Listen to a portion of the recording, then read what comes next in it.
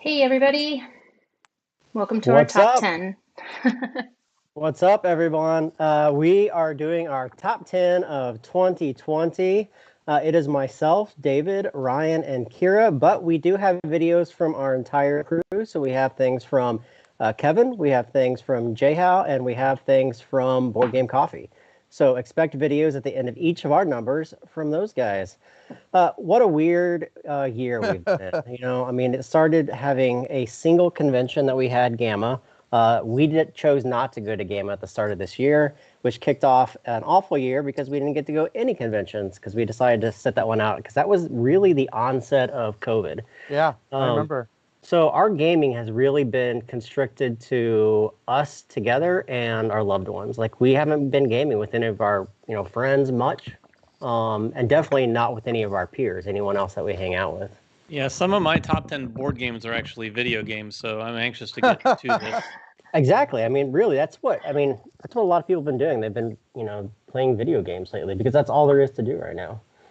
Anyway, so we are going to Starting off on a really positive note. right. No, I mean, it's seriously. hard. It's hard to not talk about that. It's just been such a weird year. So, like, our usual games are Yeah. probably different, right? Like, the games that we normally love in another year, we're playing different games because we're playing with different groups. So it's a very interesting way to kick it off, I think. Smaller groups. We haven't played a game with multiple people other than you guys in a long Yeah. time. I know I haven't. I haven't played with anyone but you guys or my wife. Literally, that's been my gaming group since the beginning of the year. It's been very weird. So the way I want to structure this is we're going to go around the table with all four of us. David's going to be the last person. He's going to segue into one of our contributors to give us their number 10, one of their number 10s. We'll have all their number 10s as well. They're all their numbers, but we'll have one video from each of those people. But I'll start off this whole thing myself to kind of structure on how or why I chose the games that I chose. We already said, we've been playing fewer games this year with less people because of COVID. But this month was weird. It changed the way that I really thought about the games that I wanted to choose. And it all starts with a story, a small little story. So my wife, who is not a video gamer at all, like doesn't play video games at all, she came to me about 3 weeks before Christmas and she said, Jeremy, let's buy a VR system for the family. And I was like, okay, I guess. Like it came totally out of the blue. And I've been a video gamer my entire life. David, you've been a video gamer your entire life. Ryan, you've been a video gamer your entire life. I have fought against a lot of things in my life. Games that have a lot of dice in them and VR. Like, I don't think VR was ever a viable option for me because I just never really appreciated it. My experience with VR was basically like Disney and doing those things. Well, for the past week, we opened up the gift early because Sarah and I wanted to get a feel for it. And I got to say, VR is hands down the best video game experience of my entire life. Like it is way better than the PlayStation 5. Like I barely even touched my PlayStation 5. It is so much fun. It is so immersive and all those things you would typically expect with, a new toy and playing all these new things. But it's the way that it puts you in the game and makes you feel immersed. So when I started looking at board games, I wanted to make sure that I wasn't doing the same thing I've always done. I've always been like the Euro guy, and I always wanted to play Euro games because I always had this Euro games are here, all the other games are down here. And that's kind of how I've treated the whole hobby for a long time. It's the wrong way to treat the hobby. Like, I want to play games that make me immersed and make me feel like I'm having fun, despite whether they're competitive or cooperative. So I really wanted to pick those games that focus in on just fun. Like, I have really good times with these, and I don't care if they're Euro games or whatever kind of games they are. So I'm going to start off with my number 10. My whole list kind of does this.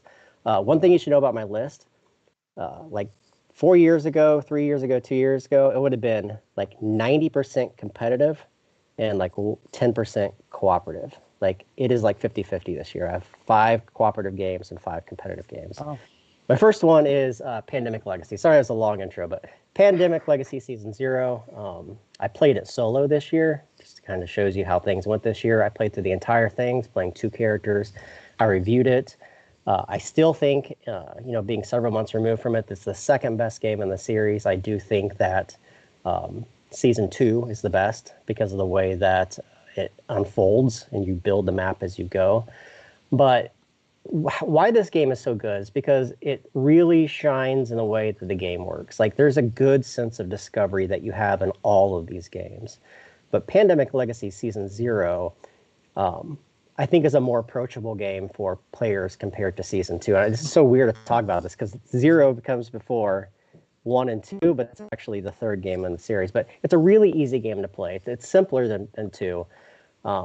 And it's just a really fun game. The best thing about Season 0 is that the way that it builds out your character, you make this character and it just like kind of evolves over time, and you're doing more things with them, and you feel like you have a very specific role to fill out through the entire Legacy campaign, and it's your David just sent a text. Are we planning for 4 hours? No, we're not. I'm just giving you an idea of why I chose this game.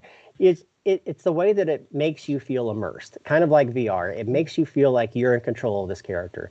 The one problem I see with these Legacy games is after 3 of these games now, I feel like it is getting a little bit stale. Like the gameplay is the same throughout all 3 games. They really need to change it up a little bit if they are going to continue on the series. But Pandemic Legacy Season 0, it would be higher up, but it's a Legacy game. Once you play it, I don't know anybody who would play this again. So, yeah, that's what I have.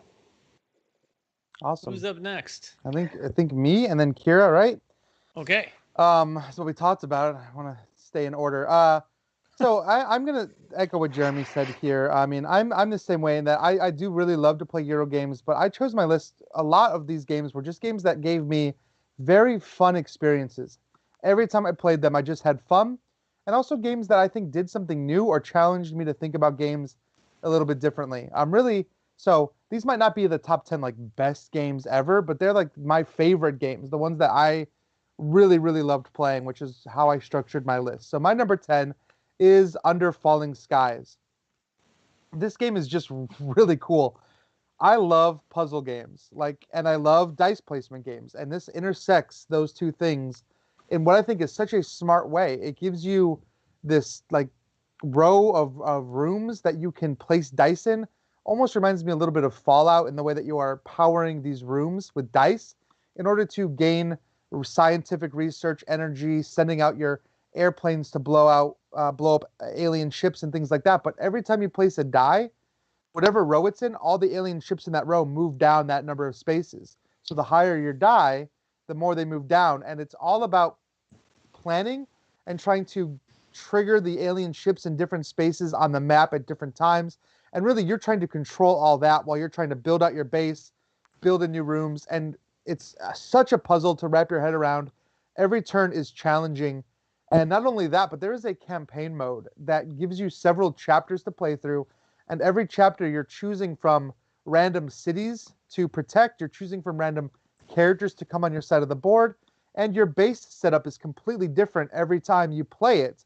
So really, every single puzzle is different. The mechanics are the same, but they're always adding in new mechanics. And really, this is a completely solo experience, which I think helps. But I played through the campaign twice. And I've only had it for about a month and a half. So if that's telling at all, that game is just a lot of fun to play.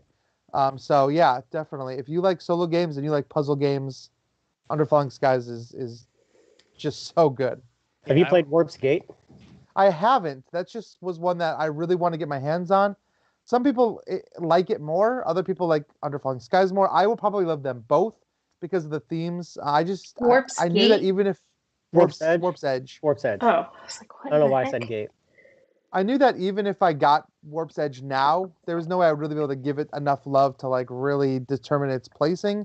But that is one I'm very excited to play. I know Gary's in the comments. He and Jeremy Howard have been all about Warp's Edge, and so I've really been wanting to try it. Awesome. All right. Kira, 10. The Rise of Red Skull. So Marvel Champions, a little lower on the list than you might expect, considering how much I like it. And it's really just because I am so excited about the campaign coming out this year, and you know what that was going to bring to the game. And I really liked it, but I wanted more, so that's why it's at 10 right now. I'm those of you that watch the program on a regular basis, you know I'm really into Arkham, as are a lot of us, and that it just gives you, I don't know, more from the campaign. Like there's so much space here, I feel like, to do something with that we don't get, but it's still Yeah. awesome. And it's still on my top 10. So Yeah. It's great. It was a great campaign box. Do you David. mostly solo that, Kara? I only solo Marvel Champions. So, you want to give us a 25 words or less explanation as to how you chose your games this year? Anything revolutionary? Nothing really. Just these are the games I got excited about. I got to play more than once, probably. Ones that actually made it to my shelf, not just games I played. So I don't get a lot of games for myself, and I actually surprisingly did a lot more this year, considering how few of the games I got and that you'll find on this list are games that I could even get my husband or my immediate friend group to play with me. I have to play them with other people, so I know they're not going to get played often, but I got to play them enough that they just really were my kind of game. Now, there's a few games on here that are on here because I get to play them with my friends, but it's an interesting mix this year because it's stuff I really want to play more and more, but then also stuff I actually can play on a fairly regular basis. All right. Well, It's weird. before I get to my number 10, the way I looked at this, I looked at just game mechanics purely, and whether it was fun or not didn't matter. I'm just kidding. As always, I'm all about just fun. I don't really care if the game is even broken. If I have fun playing it, I'll play it and enjoy it.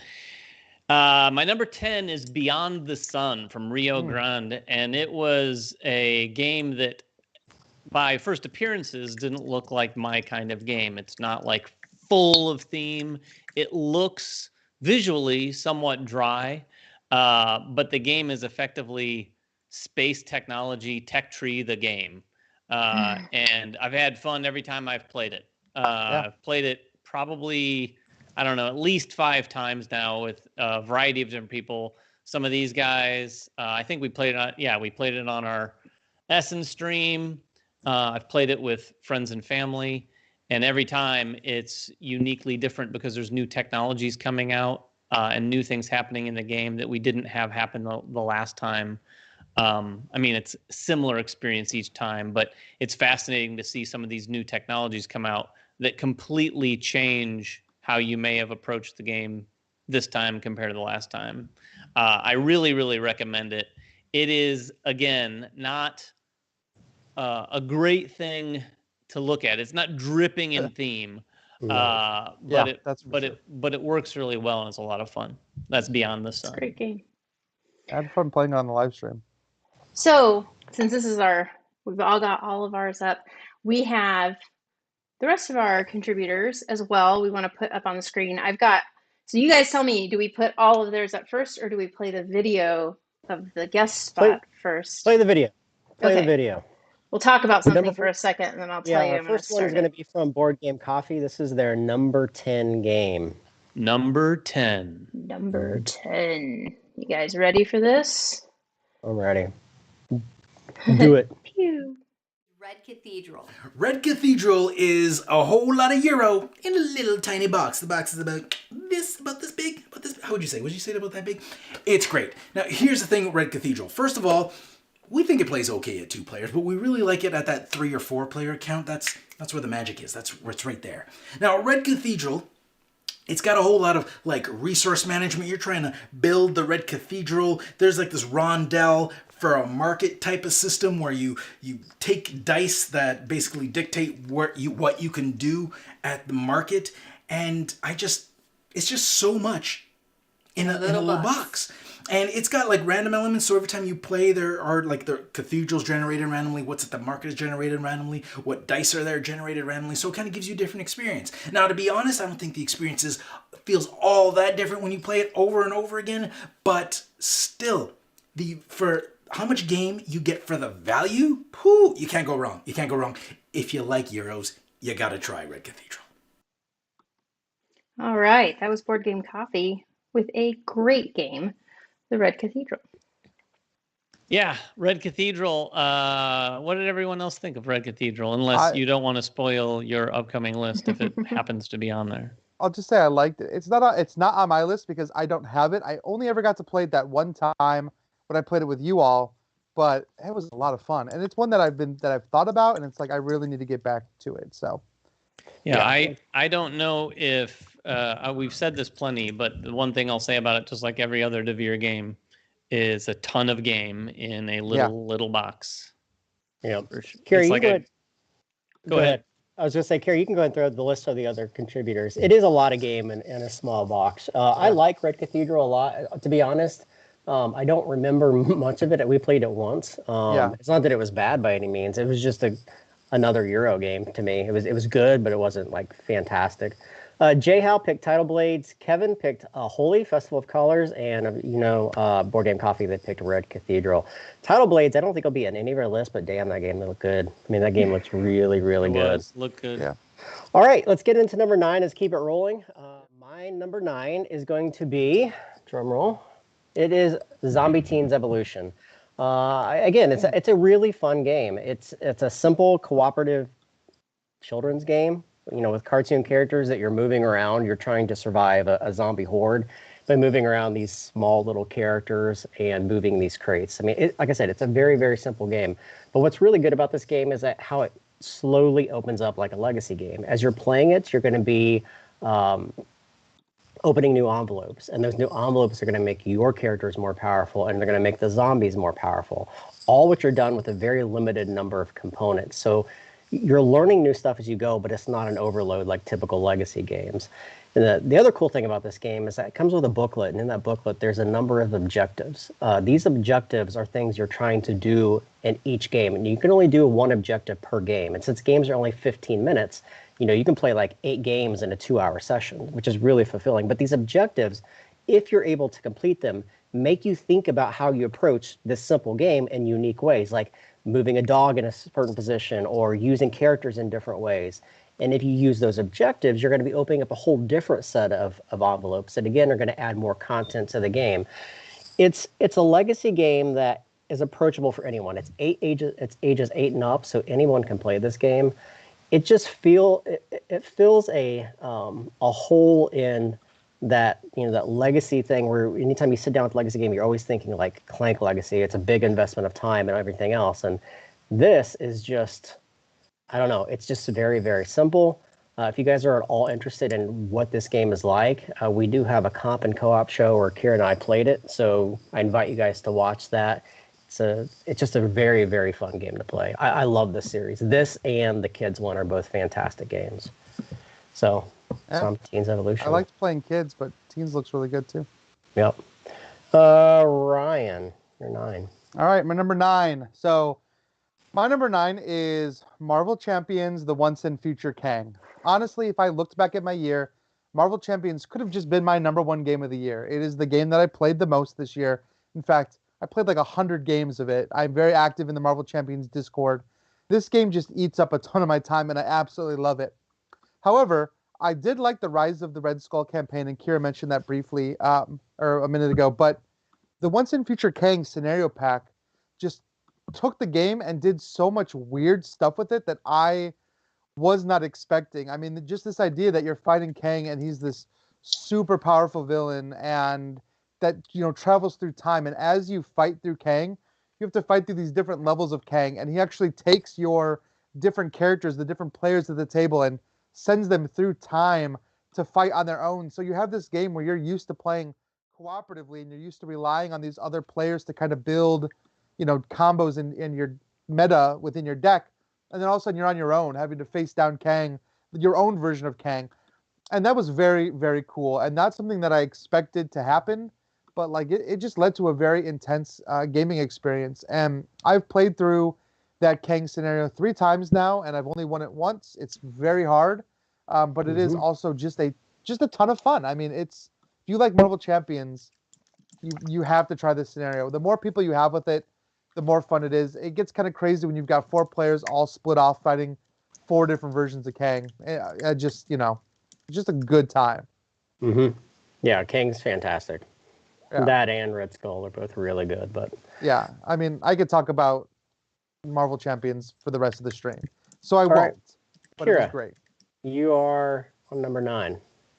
Okay. Tang Garden. So this game was a game that was pretty high on my anticipated list 2 years in a row because we thought we were going to get it last year, actually, originally, and it didn't come through. And so um, I was hoping it was going to live up to the expectation since, you know, I'd been waiting for it for so long, and it did. It was one of the few games that my husband enjoyed playing, so that was really nice that we got to play that together. And you know, it's just a simple, fun game. It doesn't take a lot of explanation to get going, and we just have a nice time with it, really. So it's a Super pretty beautiful game game. on the table, absolutely Mhm. gorgeous. And the little expansions that let you roll the die to pick different setups so that it changes for you every time you play it. Um, it's a nice, just kind of chill but mean, very mean game. Cool. What do you have, David? Number 9.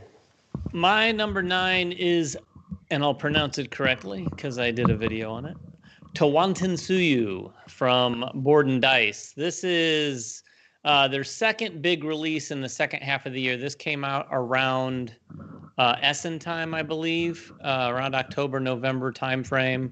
This is a pretty heavy game for me. It's a pretty heavy game to be on my top 10 list.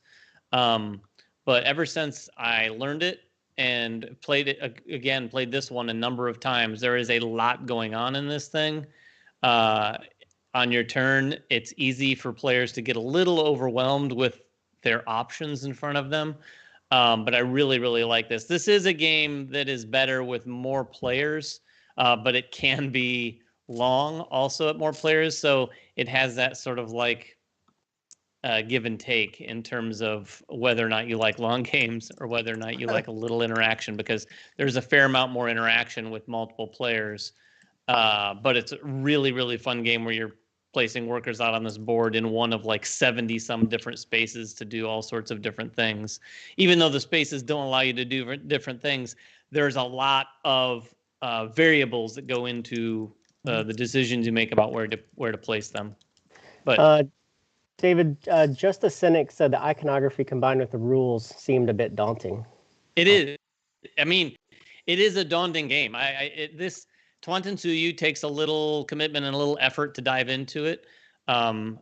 We say this about a lot of games. Once you play a game, it gets a lot easier. This one, even more so. You really have to get in there and try this thing. It's got a lot of things going on. This and Tekenyu are really great entries this year from Board and Dice. Yeah, they had And a that great year. is my number 9. Cool. So our next video is from Jayhow. Jayhow's number 9. Kira, cue it up. Number 9 is Honey Buzz by Elf Creek Games. Now, this is a very simple game in concept. I'm placing a worker, I get these tiles, and what happens over time is you're going to be building that little area of tiles set up in a certain formation to make certain types of nectar. And then you have to go grab those pieces to put them in there and then fan them and then turn them in for resources. And I like that exchange, but what happens is over the course of the game, that puzzle of how you do it and how these actions are going to trigger gets harder and more strategic than you think, and you're trying to mess with this market and try to get things off in a certain amount of time. And I really appreciated that that kind of the amount of choices I had and the amount of variation. There's so many solo cards in there, there's so many scoring cards in there, and of course it is an absolutely beautiful game. It gives me a little bit of everything that I want. Pleasing turns, easy puzzle kind of stuff, and an awesome solo mode. And you are very, very deserving of number 9, Honey Buzz. Hey everybody, that was Jeremy Howard with Honey Buzz at number 9. Still haven't played that. Oh, it's so good, David. Yeah, I Got it definitely sitting want to here give it to a trade try. you. Nice. All right. Yeah, let Trade him games play I it. did It's this a week. beautiful looking game. Like, Gorgeous. Elf Creek keeps coming out with quality looking stuff. Atlantis Rising, David and I did a preview of that. Yeah. And then Kira just briefly brought over the final version just to let me look at it. Man, that looks really good. Like Atlantis Rising, the way they made that go from the prototype to the final version, it's super high quality. And now Honey Buzz looks just as good. So I know, Kira, you had mentioned them trying to get the license to another game that they're wanting to reprint. So it's a good choice. I mean, they've been making quality looking stuff. And Dark Road comes out next year too, which is going to Yeah. probably look gorgeous as well. Mm-hmm. Cool. We've got a couple So more the rest- on here. So the rest- Kevin, sorry, go Yeah, ahead, so Jeremy. Kevin is Gods Loves Dinosaurs, and Board Game Coffee is Tiny Epic Dinosaurs. I've still not played Gods Love Dinosaurs. Have any of you guys? I haven't. No. All On my right. Nope, I've list, got though. it sitting back here There's- so that I can, though. Yeah. All right, so we'll get into number 8. My number 8 is Paleo. My third cooperative game in a row, yes. Wow. So it is a cooperative adventure game that's set in the Stone Age. It's got a really simple goal. You're just trying to paint 5 pieces of a woolly mammoth on a wall so you can be remembered throughout history. It's a campaign game that's kind of built into scenarios. It's always the same goal. You're always trying to do the same thing, but it's got like 5 million ways to kill you. And that's what the game is trying to do. Each scenario, it's got unique ways that they're literally trying to kill you. And you have cavemen that have health, and you're trying to use these cavemen to identify these landscapes. Each landscape has something on the back side and something on the front side. So you're going to be drawing cards, picking one of those without looking what's on the front side, and then laying it down, and everyone flips their card at the same time and tries to work together to solve these unique puzzles. It's kind of a little bit of a deck builder, but not really. It's just a really unique game that I've played a lot of cooperative games. I don't think I've ever played anything that was quite like this before. It does very unique things with the way it handles its cards and the way that it handles its scenarios. I loved it. I mean, I found it incredibly fascinating. We got through like the first 3 of them. We haven't played beyond that, but I'm super interested in playing the rest. It's just one of those games that had me hooked immediately. Have any of you guys played Paleo besides I have not. Kira? Nope. I mean, we just saw you on the show, and I know when you got it, you were pretty hot on it. Yeah. It's really I'd like good. to someday. I like co-ops. All right, Ryan, number 8. Number 8 for me is Search for Planet X. And this is a deduction game where you are a group of astronomers all searching for Planet X. And I know that this gets compared a lot to Cryptid, which came out a couple years ago. When it comes to these 2 games, I absolutely love deduction games in general. I think Search for Planet X comes out on top for me, and there's one reason why. Everyone has a player screen with a little sheet of paper underneath it that has all of these spaces that you can like write on and draw on and mark on. And a little bit like the game Clue, you're trying to use deduction and process of elimination to figure out which of these 12 or 18 sectors, if you're playing on expert mode, is the location of Planet X. And Planet X can't show up on any telescopes, so you have to use deductive reasoning to try to figure out which zone it is.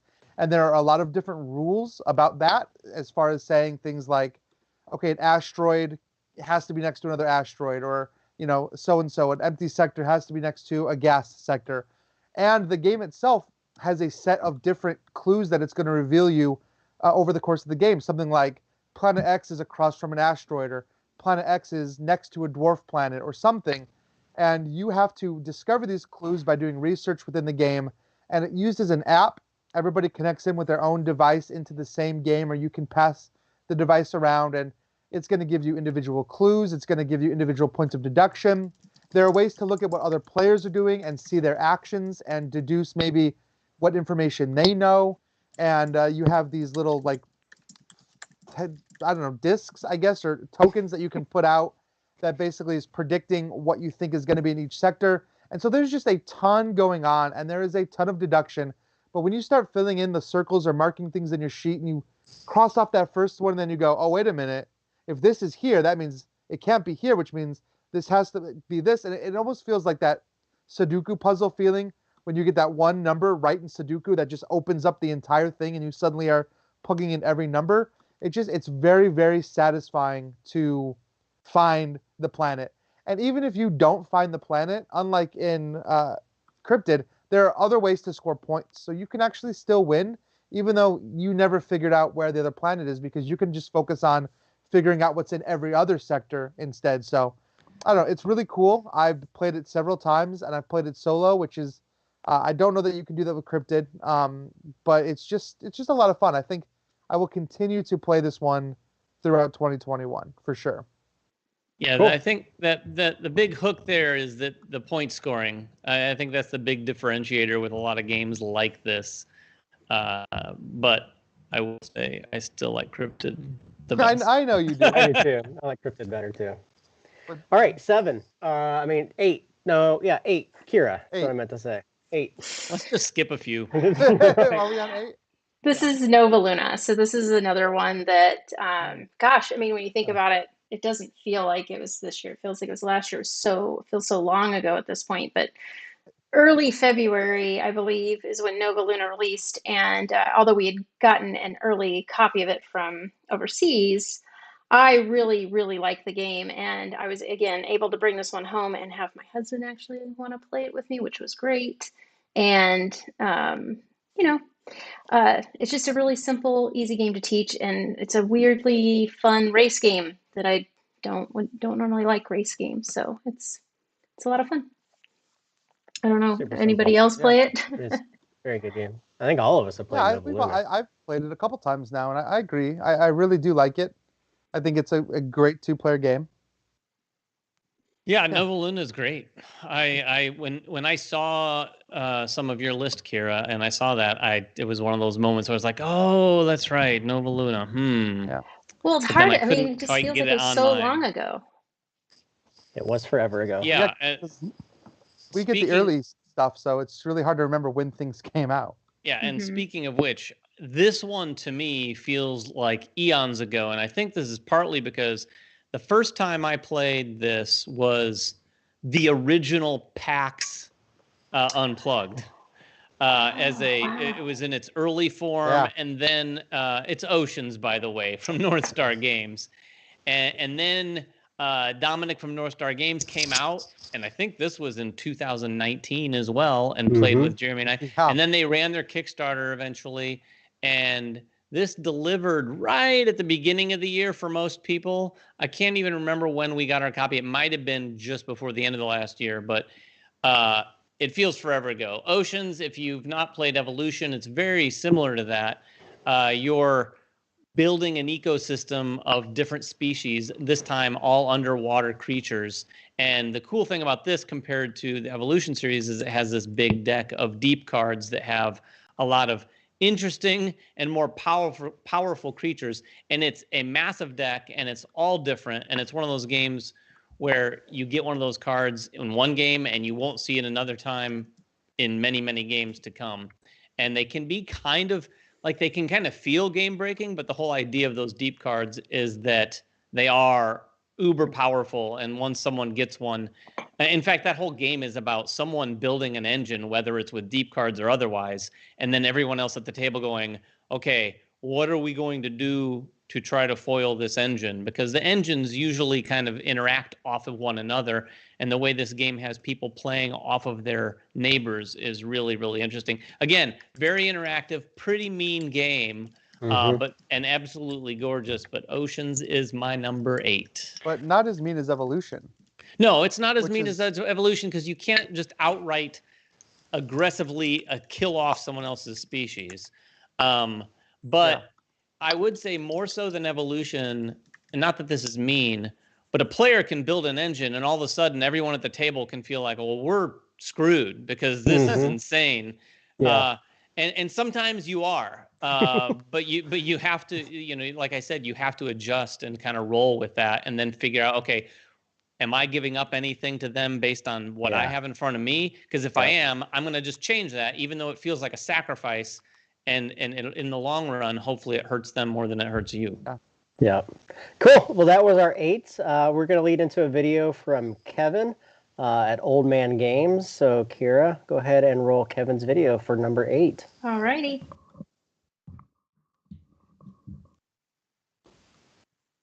Didn't go. That's always fun. Uh-oh. Sometimes that happens. Didn't work. One more time. You can always try it one more time. Yeah. Kevin's number 8 is Warp's Gate. My number 8 game of 2020 is Brand new Sonora game by Pandasaurus designed by Games. Jeremy. Now, if you haven't seen Sonora, it's very interesting. Panasaurus Games took two different concepts and blended them together. So if you haven't seen it, each player has a number of different discs, and each disc has a value associated with it. And you take turns flicking the discs onto the board. After everyone's done flicking, you look at where the discs ended up after being bounced around, and each disc and the value associated with it, plus where it lies on the board, because the board's split into quadrants, will determine what you get a mark off on your personal player sheet, which that part, marking things off on the player sheet, feels kind of like a roll and write. And so it's just a really interesting way that they took two different concepts that have never been in the same game before and mixed them together. All right, so that was Sonora for number 8 for Kevin. We will probably be seeing some more Sonora for sure. Yeah, I gotta say, when I saw Sonora on his list, that is another one like Nova Luna that I was like, oh, that's right, Sonora was this year. Like that is definitely worthy of a top 10 list for sure. Yeah, it was very, very unique in the way that it approached roll and write type of games. So the rest of the list, we have J. Howe picking Calico, a game that I've still not played that David really enjoys. Yeah, Calico's great. And then I'll admit it, I don't know what Deep State is from Board Game Coffee. Any you guys know what that is? Well, he's in the comments, so they'll be able to. Or one of them is in the comments under Board Game Coffee, so they should be able to answer that question. Yeah, I have no idea what Deep State is. Yeah, no idea. And that's the problem not going to conventions. You just don't see as much stuff. Right, and you don't get those little like obscure games that somebody grabs you and says you have to try this one. I know. Yeah, I do have to play Calico, Mike. I 100% agree. All right, so we'll get right into our number 7s. My number 7 is Alma Mater. This is the same design team that did Lorenzo and Coimbra and, it's escaping me, Agizia. Agizia is the other one. This is another game that I reviewed. It's a worker placement game. You are the headmaster of a university. The thing that I really like about this game, and the reason why it made my list, is because I love the player economy. It's a book economy, and it's completely player-driven. So you can get crushed in this game if you don't control that market. It's got some similarities to Coimbra, but it's got far more variability than Coimbra. It's the one downfall that I don't like about Coimbra, and probably the reason I'm not going to keep it unless expansion comes along the way, is that it doesn't have enough variability. Alma Mater fixes that by adding a lot of different things that you can start with. And the other thing that I really love about this game, you guys can go watch my review, but the other thing I'll mention right now that I really love about it is the 2-player variant. Like most games can live or die by the 2-player variant that's in there. The Ignitus 2-player is so seamless. It's just a flip of a card and do a couple things on the board, and then you're right back into your turns. It doesn't interfere with the way that the game plays. It just puts workers in spots and makes you rethink about those areas. I really like Alma Mater. I think it's a better game than Coimbra. I think it's probably one of the best games from this Italian design team that worked together.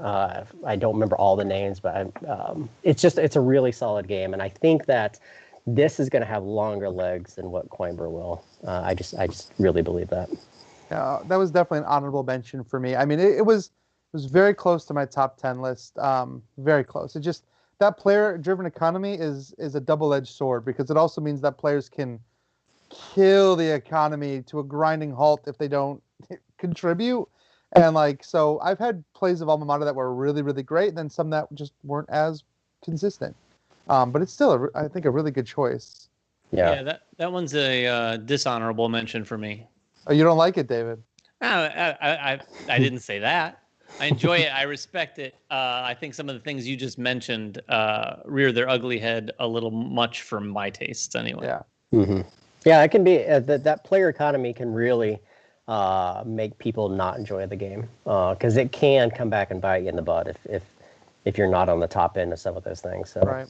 But I like that about it. Yeah. All right, Ryan, you're 7. All right, my number 7 is Gloomhaven, Jaws of the Lion. I'm sure people have heard of this one. There is a lot that I like about Jaws of the Lion. And I'll be honest, I love Gloomhaven. I love the world of Gloomhaven, but I never really got a group off the ground because there's just so much to it and there's so much set up. But Jaws of the Lion, from the minute you open Jaws of the Lion, you're greeted with this letter basically that says, hey, here's how you set up Jaws of the Lion.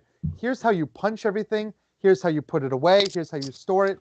There's bags for everything. I mean, it's all very, very well organized. And unlike Gloomhaven's big stack of tiles that you have to sort through every time you want to play. This is a storybook approach, which made this game, I think, like 100% more accessible for me, in that you just flip to a new page and everything you need to play is out there. It shows you where to put all the enemies for different player counts, where to put all the items you can interact with, and it tells you all the story. And so you get that narrative feeling of Gloomhaven without having to do all the ridiculous amount of setup. Now, there's some things that definitely bog down this game for me, which is why it wasn't higher on this list. I think, Jeremy, you touched on some of those things in your review, which I agreed with for the most part. It can start to feel like a little bit of a grind, and you really still do need companion apps, because even though it is a streamlined experience, there's still a lot to track. But if you're interested in Gloomhaven and that game seems inaccessible, Jaws the Lion is just super easy. I'm convinced that any gamer of any skill level can go through their, like, basically their setup tutorial, and even the first couple missions are all kind of tutorial based, because it does still have that card play that makes Gloomhaven so good, and that progression system that feels so satisfying, and the storyline is just really cool. So I definitely think this was a top 10 for the year. Yeah, I'll briefly touch on that game as well. I love the storybook element. I think that it's a better system than the tiles, for sure. I have so many games that are just sitting around downstairs. I don't play them because those tiles are such a nuisance to put together. The biggest problem I have with Gloomhaven, and it's, I think, something that Isaac can address, I don't know how to address it, is the sense of discovery in this game. Like, Sure. I feel like seeing everything the moment that you lay that out, where app-based games like Imperial Assault now, or even the Lord of the Rings ones, where there's a real sense of going into an area and not knowing what to see. I know where all the monsters are. I know where all the treasures are. And that may be cool for some people. I get that. But for me, I need that sense of discovery in a game. And that's what Gloomhaven lacks. It's the one thing that it lacks. I love the gameplay. I love the card system. But I have to find a way to make that, or I think that he can find a way to make that sense of discovery good for people like me who enjoy that. No, I 100% see your point. I view Gloomhaven differently, though, because the game is so tight. You have so few turns. Even to get to everything that they show you, and even knowing where everything is, you're still having to, like, basically drive yourself to the limit to get everything. I Sure. can't imagine, like, Agreed. wasting entire turns in Gloomhaven just to explore something and find out there's nothing there. So they have to find a way to make sure that that was always satisfying, because we played through the Lord of the Rings Journeys of Middle Earth game, which was one of the coolest exploration systems I think I've ever seen in a game. And I think a lot of board games could adapt some of that maybe into their own systems, but we'll see. Cool. All right, Kira, you're 7. My 7. This is a game I really enjoy. One that probably won't get to the table as often as I'd like, and that is Viscounts of the West Kingdom, or as I said it for way too long, Viscounts, which is Discounts? not correct at all. Viscounts? Viscounts. Viscounts. So, no, it's just a fun game. I really like the different elements of this one compared to the other West Kingdom games. I really like the little castle mechanism in the center of the board. I thought that was pretty cool how they did that with, as you get a certain amount of people in there, they move around, they do some different things, blah, blah, blah. And yeah, it's just a really cool little game. So I don't know. It's one that I don't think will hit my table very often, unfortunately. So Yeah, I'm surprised at how good he is at figuring out, like, new mechanics for the exact same looking icons. Yeah. Yeah. All right, David, you're 7. So I have a quick admission. I hate to admit, Viscounts was, I believe, on my most anticipated list for 2020.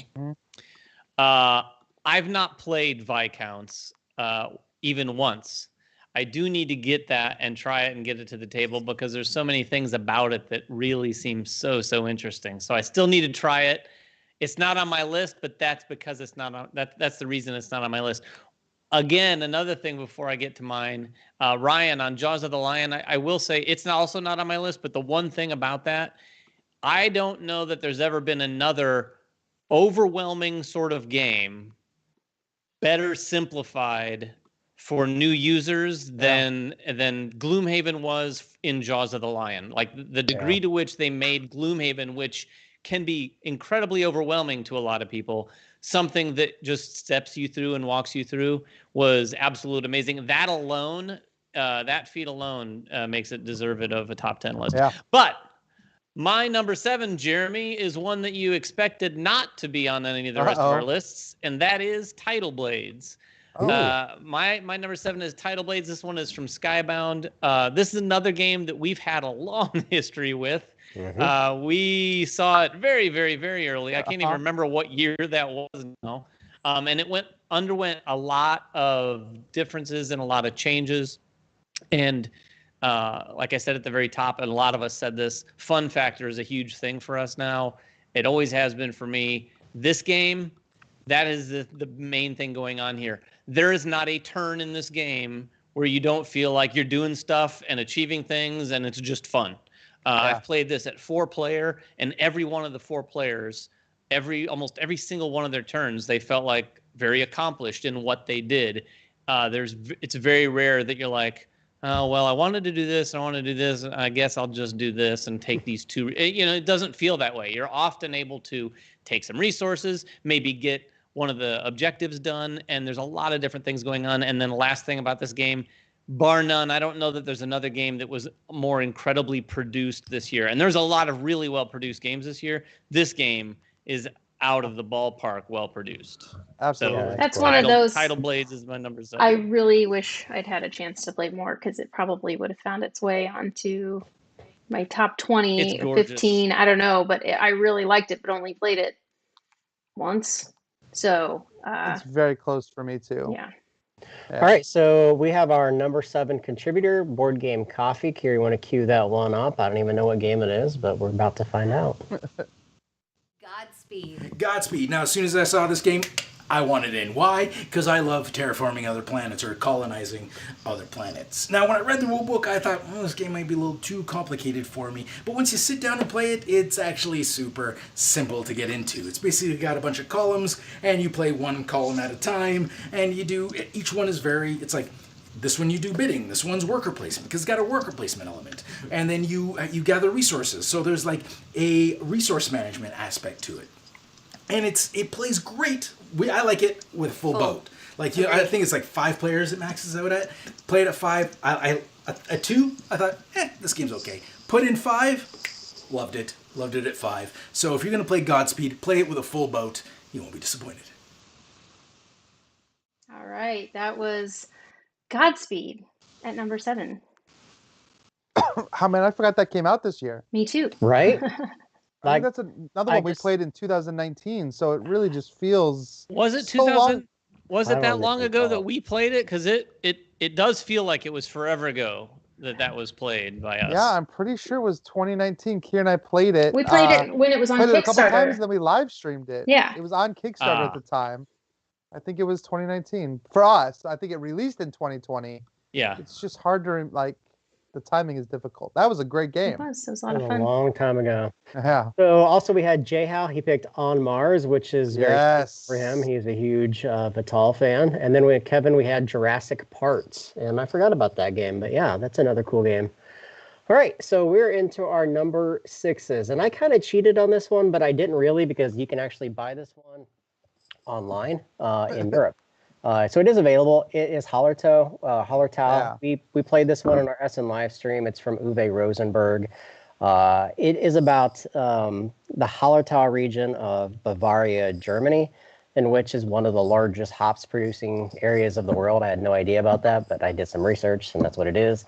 You're a chief in a village who's trying to raise the prosperity level of this. But what's really fun, and the reason why I picked this game, really fun for me in this game is how it plays with worker placement. We've seen this before in games where someone goes to a spot and then it takes more workers to go there with another spot. But there's so many of these on the board. Like in typical Uwe form, there's a lot of these different areas on the board, and they all do something specific to very specific strategies in the game. So you're constantly competing with other players on where to place workers, and everyone has blue workers, so it doesn't matter what kind of worker goes to what spot. You just have to place one more that's there, and then they're limited. There's only 3 spots for each player to go there in a round, and only some of them wipe away. So you may go to a round where you have to place 3 on the next turn, and maybe you don't have those to be able to do it. So I love that part of it. The other part that I really love about this game that's really unique to Uwe games is that all the cards can be played at any time.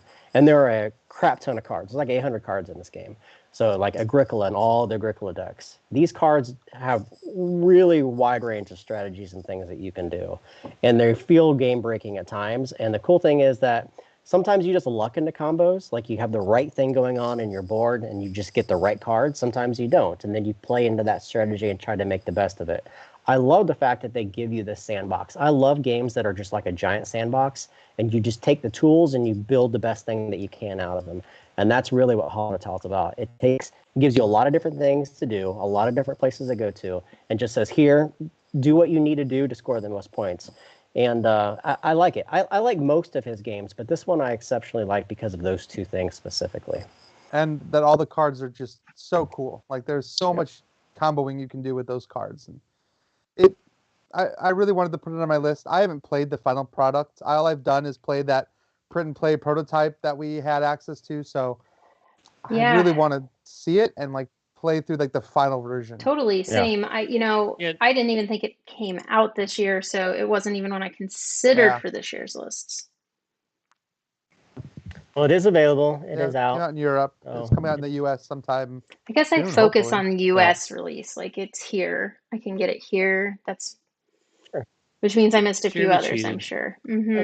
Oh, it's fine. I think it counts. Ryan, now you're off the hook forever. 6. This is number 6. This is number 6, right? My number 6 is Whistle Mountain from some great designers, Luke Laurie and Scott Caputo. And this is funny because each one of them designed another game that was on my short list. I'm not going to say, well, they didn't end up on my final list because I had Whistle Mountain, and I think this is a better game from both of them. But Luke also did Dwellings of Everdell, which was Elder Vale, which was really good.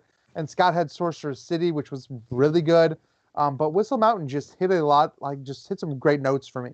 The building out of that grid, I don't even know what you'd call that, but placing out those tiles to score points and then trying to gain resources and build that puzzle out smartly, knowing that other players are going to be able to come in and take advantage of all the work that you just did.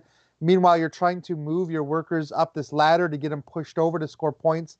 And there's a lot you have to think about, but at its heart, it's an engine builder. You're building these buildings onto the spaces. And it reminds me of that Paris City of Lights that we played, David, where it's like the 2-layered puzzle.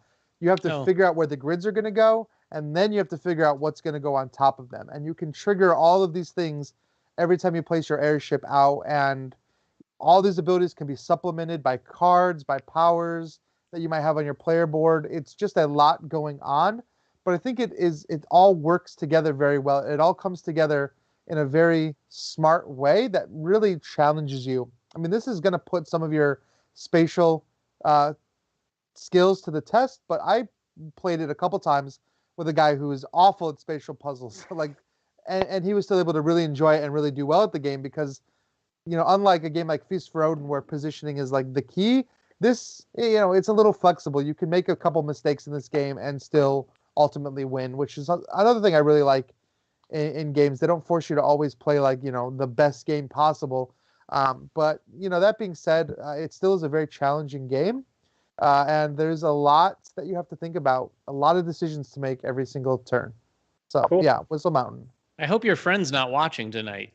He knows. Any game we play that he looks and sees the Tetris pieces and he's like, I'm out. I don't want to play this. No spatial reasoning. But I think he still really enjoyed the game. So that's a testament to it, I think. Yeah, it's really solid. It's not on my list, but I will say the thing about Whistle Mountain is there's a few games that come out every year where mechanically there's things going on that I just don't think I've ever seen before, and it feels really innovative. This definitely feels that way to me. Like what you're doing there with the scaffoldings and then building the structures and everything on it. Never seen anything like that. And it's also a very pretty game. Oh, yeah. The components are great. Kira, you're 6. It's already been mentioned. This is Sonora. This is one of those games that hit my table because my husband loves dexterity games. And so hoping that this would be one that he liked. I was right. He loves it. Our friends, one of them, she doesn't really like the dexterity games that much. They kind of give her a little bit of anxiety, and even she really enjoyed this one. It took a minute to kind of convince her, come on, it's just, it doesn't matter. Anywhere you land, something's going to happen. It'll be fine. It's just one of those games that's just a lot of fun to play. It's really quick, not too difficult to teach. I think the initial teach is a little weird just because, I don't know, there's just, because it alternates from one to the other, the type of scoring that each box does, I think that it gives a little bit of anxiety to whoever you're teaching if they're not used to those kind of games. But once they see you do it, so Ryan has said this before, but you got to have like a practice round of a game sometimes when it's like that, and then you just go, okay, cool, now that everybody knows it, we're gonna reset. And that's how I taught this one, and it went over really well, and everybody really likes it. So that's I have one thing to say about Sonora, and that is, when you play it, do not sit on a straight line on one side of the table. No. Yeah, that was a challenge. Ryan, Kira, and I did that, and it was more of a puzzle figuring out whose damn turn it was than it was the game itself. But try to sit around the table. It would have been easier for me to figure out a way for that camera to move around us than it was to figure out whose turn it was. Any given turn. But it is a great game. Yeah, it really is. Funny. All right, is it time for my number 6? It is. This one, I believe, has also been mentioned, or one of our contributors mentioned it, and that is Calico. This one's from AEG, and I know Jeremy mentioned earlier he hadn't played it. He really needs to. This is one of the perfect examples of a incredibly accessible game, super easy to get anyone to play. But anyone who sits, including the most enthusiast of gamers, and plays this game, they're going to very quickly realize, oh my gosh, this is really testing my head and my brain quite a bit here, because there are puzzles going on your board. And this isn't just like putting polyominoes together. There's these little hexes you're placing out. But at the very beginning of the game, you have these 3 hexes that have sort of objectives to get around them. And of course, they're next to each other, so that those hexes are 3 competing puzzles that you're trying to figure out all at once. And I've only played this once, where one of the players at the table was able to get all 3 of the objectives completely orchestrated, which is really difficult, because when it comes down to that, they're usually looking for a very specific tile to come up, and it's not drafting, but there's always just a handful of tiles face up in the front of the table, and you have to wait until your next turn before you get to grab one. And if the one you want comes up, it almost certainly is going to be gone by the time it comes back around. So really, really good, tense game, but also very incredibly accessible. Well, cool. All right, Kira, you're going to lead us into number 6 from J. Howe once again. All right, here we go. Fingers crossed I do it right this time. Not in my top 5 at all, because it's essentially a perfect card game, and that is Unmatched Cobble and Fog. This is the best of all the characters they put into this, and they're just so much fun and so different. And the Invisible Man in this box can literally disappear from the board for a turn and reappear anywhere else. He jumps across clouds on the board that you put on the board. Or Watson and Holmes, they can guess cards in your hand, and if they get them right, then different abilities trigger off. And that's just to name 2 of them. But Dracula and Dr. Jekyll and Mr. Hyde are no slouch. This game, even the maps in this game are very interesting, and that's what's fun. You get to mix all that stuff in there, but this box stands alone, and it definitely is above the rest. Man, this game is great. It is great. And that is Unmatched Cobble and Fog, my number 6 of 2020. All right, that was Jeremy Howard with Cobble and Fog, Unmatched. Ooh, yes, that was so much fun. You're a huge Unmatched fan. I'm not so much. I'm a huge Unmatched fan, and Jeremy Howard and I played that together, actually, and we really, really enjoyed our experience playing it. And we were looking at these new characters and all their powers, and it was just blowing us away. I'll never forget that night. A lot of fun playing Cobble and Fog, and that's what I keep going back to. In fact, the characters from that, I think, are still some of my favorites. I've played through a lot of different unmatched sets. So Goblin Fog, I'm glad he had that because I really wanted to put it on mine. So we have some repeats in here. Kevin picked Stellar, and then Board Game Coffee, they picked Oceans. All right, so we're halfway through. We'll move right along here. I will do my number 5. It's the Kenyu, Obelisk of the Sun. Nice. This is another Tassini game, along with Turtzi, who is best known for all of his solo variants that you guys so much love. I reviewed this game, so I'll just make it very, very quick. It is a dice drafting game that's unique in the way that the dice are drafted. There's an obelisk that moves around. It presents shadows on the board, which will change the values of the dice throughout the rounds. Again, this is one of those games, one of the best Euro games that come out this year, and one of the more unique games in the way that it handles the dice drafting. There's a lot to love in this game, so I'm sure this will be in other people's lists I'll let to talk about as well. The one thing that really captures me in this game is the cards along the bottom row. Like, there's so many varieties in the ways that you can approach your strategy in the game. And using those cards, if you get the right ones at the right time, they can really power your turns for the rest of them. So it's trying to find early combos in the game and then really abusing them. This is what I love about Euro games. I don't have a lot of Euro games on my list, but this is one of those games that I can like zone into a very specific strategy if I get the right set of combos and just really, really, take it to the end of the game. And that's this is one of those games that really benefits from people that can find those things and just abuse them to hell. Yeah. So I love that part about it. Yeah, I like this one too. It played really good Undeniably at 2 and 3, and just the fact that it played so well at 2, and it's so quick, surprisingly for everything that's going on there. I just really, I found it was a lot of fun. Yeah, it's a great game and probably one of his best games. Although I'm still debating whether I like this or Zulkin better, but yeah, they're both Kenyu really good. was on my short list too for sure. I mean, it would be my top 15, but it didn't quite make my top 10. But I love it. So cool. What is your number 5? Oh, what is my Ryan? number 5? Yeah. So my number 5 is Lost Ruins of Arnak, which we did a live play of, or not a live play, a full play, like a round 1 play online, which was a lot of fun. I just dig everything this game is doing. It's not super heavy, so it's not going to burn your brain, which I do like those brain burners, but every once in a while I just like playing something a little more casual, and yet it still gives you a lot of the same styles of things you're doing in those brain burning games. You're building your deck, you're placing your workers, you're moving up these different tracks, you're trying to score points in a variety of different ways.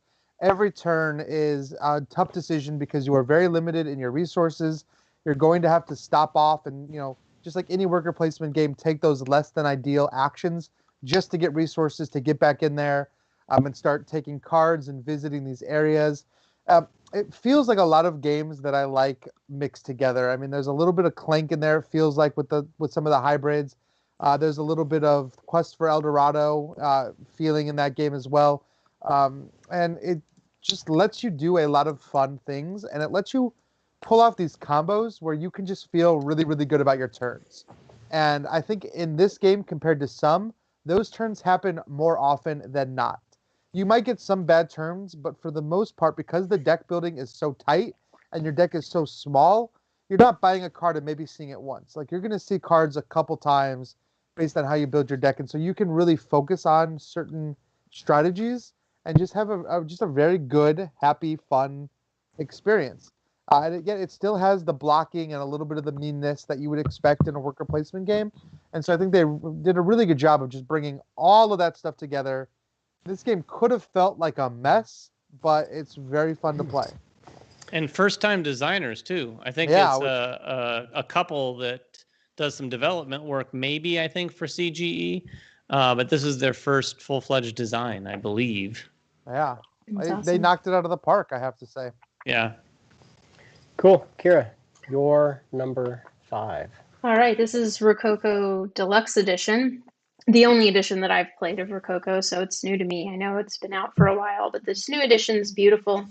I know there was a lot to like about the old one now that I've seen pictures of it. I think Jeremy had posted some comparisons and stuff. The art was good. I like the graphic design on the new one. It's easy to read. The insert leaves a lot to be desired, but there is an insert, and that's nice. And everything kind of fits in there if you figure it out. But at the end of the day, it's just a really, really lovely game to play, and the little expansions that go with it, that you can piece in however you like, those are really nice too, and add some nice variability to it, just like not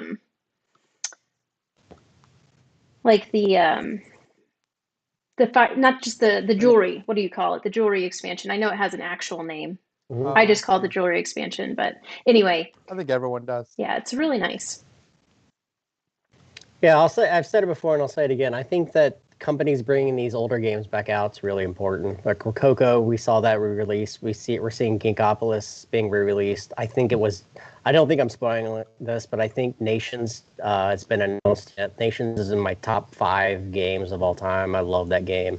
That's going to be re-released in a brand new deluxe edition. Like, I'm so excited to see this hitting. For my own selfishness, because I love these games, I'll buy them again with the deluxe versions, but also to get people to see the evolution of board games. Some of these games don't stand up well, some of them do, and Rococo is one of those games that really stands the test of time. Yeah. It's an older game, but it still plays remarkably well. All right, David. My number 5. Yeah. I decided between my 6 and 5, I stuck with the cat theme. 6 was Calico. 5 is Isle of Cats. Yes. Really bringing on those we crazy had cat some- lady vibes, man. Yeah, we had some discussion behind the scenes as to whether or not Isle of Cats was this year. And I do believe it was. I actually went back to confirm 100% that it was not on my best of 2019 list, and it wasn't. So this game came out. As soon as I had a chance to play this game, I thought for sure this is a slam dunk of a game. Like, I told our local FLGS, I was like, you get a bunch of these in because you're going to so easily sell this game.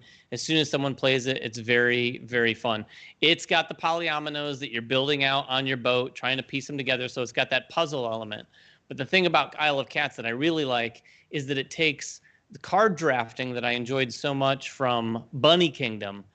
And this card drafting feels very, very much like that. And whereas the card drafting in Bunny Kingdom drove a game that was okay, Right. this drives that tile placement game, which is just fun in and of itself. So it's got 2 aspects to it that work out really, really well. Just a pure joy to play. Again, really fun just trying to puzzle out your boats and pick up cards to get you some scoring specific to what you're doing. Isle of Cats, I can't recommend enough. It would have been on my list too if I had remembered it was a 2020 release. Well, we played it we saw it. He was playing it out in like the dining Origins area of at Origins of 2019. 2019. Yeah. Feels like that was. Oh, was it that long ago? It was that long ago, but it feels even longer than Origins that. 2020. Yeah, crazy. All right, so we are at our number 5 from Kevin at Old Man Games. Kira, roll the clip. It didn't work. I'm so good at this. Hey. Hey, everyone. Hey, we're back. All right, one more time with gusto. You guys ready for this? I'm ready. 5 game of 2020 is Scooby-Doo Betrayal at Mystery Mansion. Now, I'm a huge fan of Betrayal at House on the Hill, and I think that game combined with Scooby and the gang, I think it's just a perfect pairing. It's like they were meant to be together. Now, in the end, they simplified some rules, and so it does kind of feel like Betrayal Jr., and if you're in it for the story, I think you'll be okay with that. Now, if you're the kind of person that always wants to win, then Betrayal probably wasn't the game for you to begin with. But just adding Scooby-Doo into the mix, I think it's a great pairing. And they also added Scooby Snacks, which allow you to re-roll your dice. And so acquiring Scooby Snacks, that's kind of an extra fun little mechanic that wasn't there in the original game. So I think Scooby-Doo is just perfect for Betrayal. Alrighty, that was number 5 from Kevin, Betrayal at Mystery Mansion. That's that Scooby-Doo game. Yeah. None of us have tried this one, have we? I have it. Oh, have you guys not tried it? I have I it. thought you guys had. No, that's a different She Scooby-Doo. has it. There's two There were two Scooby-Doos. Scooby-Doo games There was that the came out Escape this year. game, and then there was the Betrayal game, the Yeah. one that Kevin just talked about. And we have gotten halfway through. We need to finish ours from the live stream, but then I have a friend who really wanted to play Betrayal, but also really liked the Scooby-Doo Escape. I'd gotten her as a gift, so I have that to play with them, hopefully very soon, because I've had it for a little bit now to play. Yeah, I wouldn't mind trying it. I really enjoyed the Scooby-Doo universe as a whole, so it'd be a fun one to try. So Jay he picked Warp's Gate. I'll say it again. And Board Game Coffee picked Tidal Blades. I don't know why I said Warp's Gate. It's obviously Because we've been saying Warp's Gate all night. I know. All right, so we are at number 4. This is another one of my kind of cheats, but it is out in Europe. It will be available on January the 1st in the States. It is Duel Agora. I unlike David, I did not like Seven Wonders Duel when it first came out. I mean, I liked it, but I felt like it was restrictive. When Pantheon came out, I fell in love with the game because of the ability to bypass having to take something from one of those rows and using one of those god powers instead. Agora is a really good expansion. It's almost too much at this point because there's a lot of things that are going on. Akira actually came over yesterday and played it a second time with me because we were playing on the live stream this week. There's a lot of things to manage now, a lot of things you have to pay attention to, but there's also a new victory condition, and that's having politicians on the complete bottom part of that row. The politicians are very, very unique. They give you some really powerful one-time abilities if you're able to get those conspiracy cards, but they also take away from your ability to fight people on the combat, the aggression part of the game, that red track that moves up and down, or getting science cards or getting the blue cards. So you have to pick and choose when to go heavy in it and when not to go heavy in it. In fact, I won playing with the political victory the last time we played, just to see if it was viable.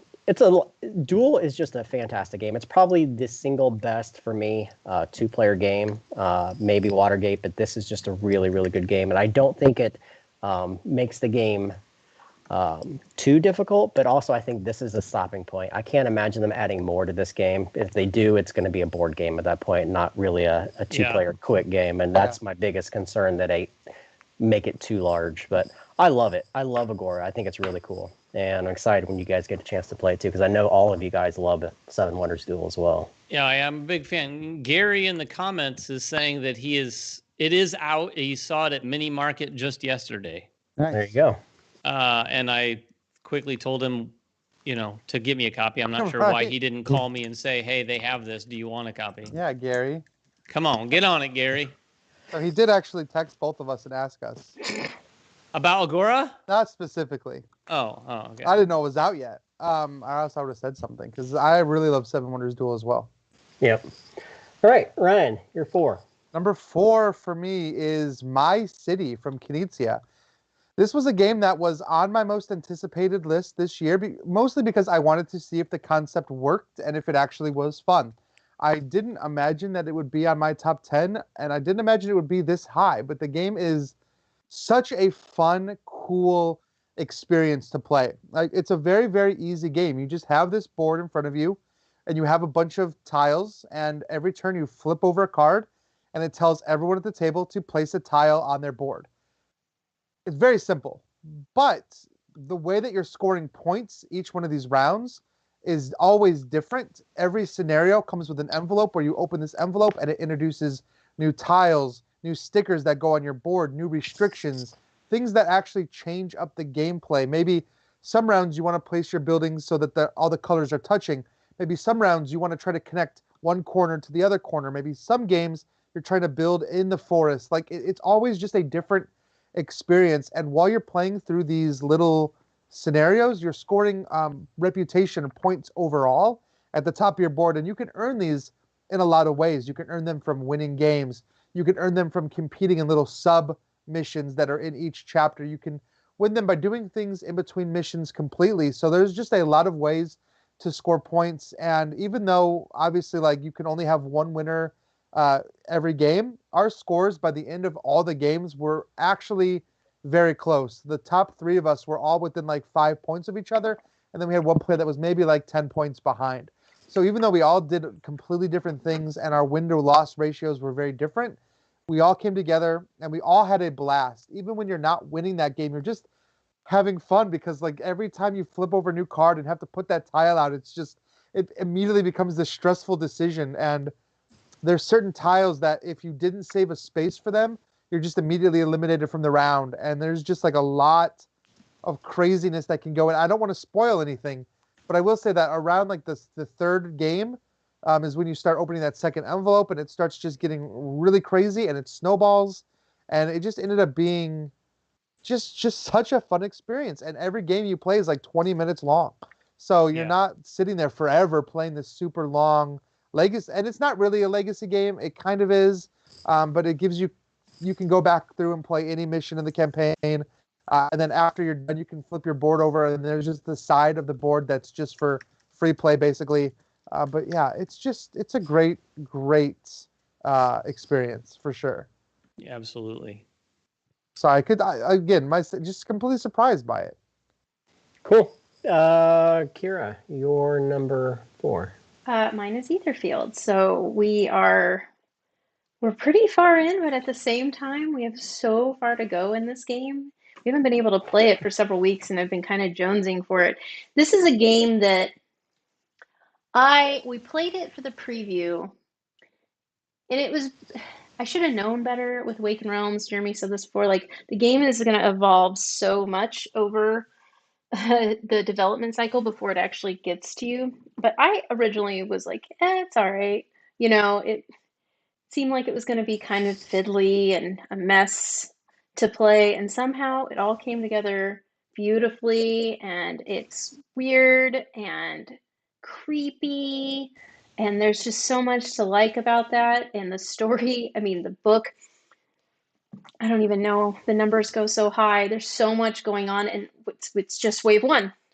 That's just wave 1. There's so much game. This game is going to be a game that we play for so long because there's just so much content. And I'm just really excited to see where the next weird chapter goes, which the next dream is, all that fun stuff.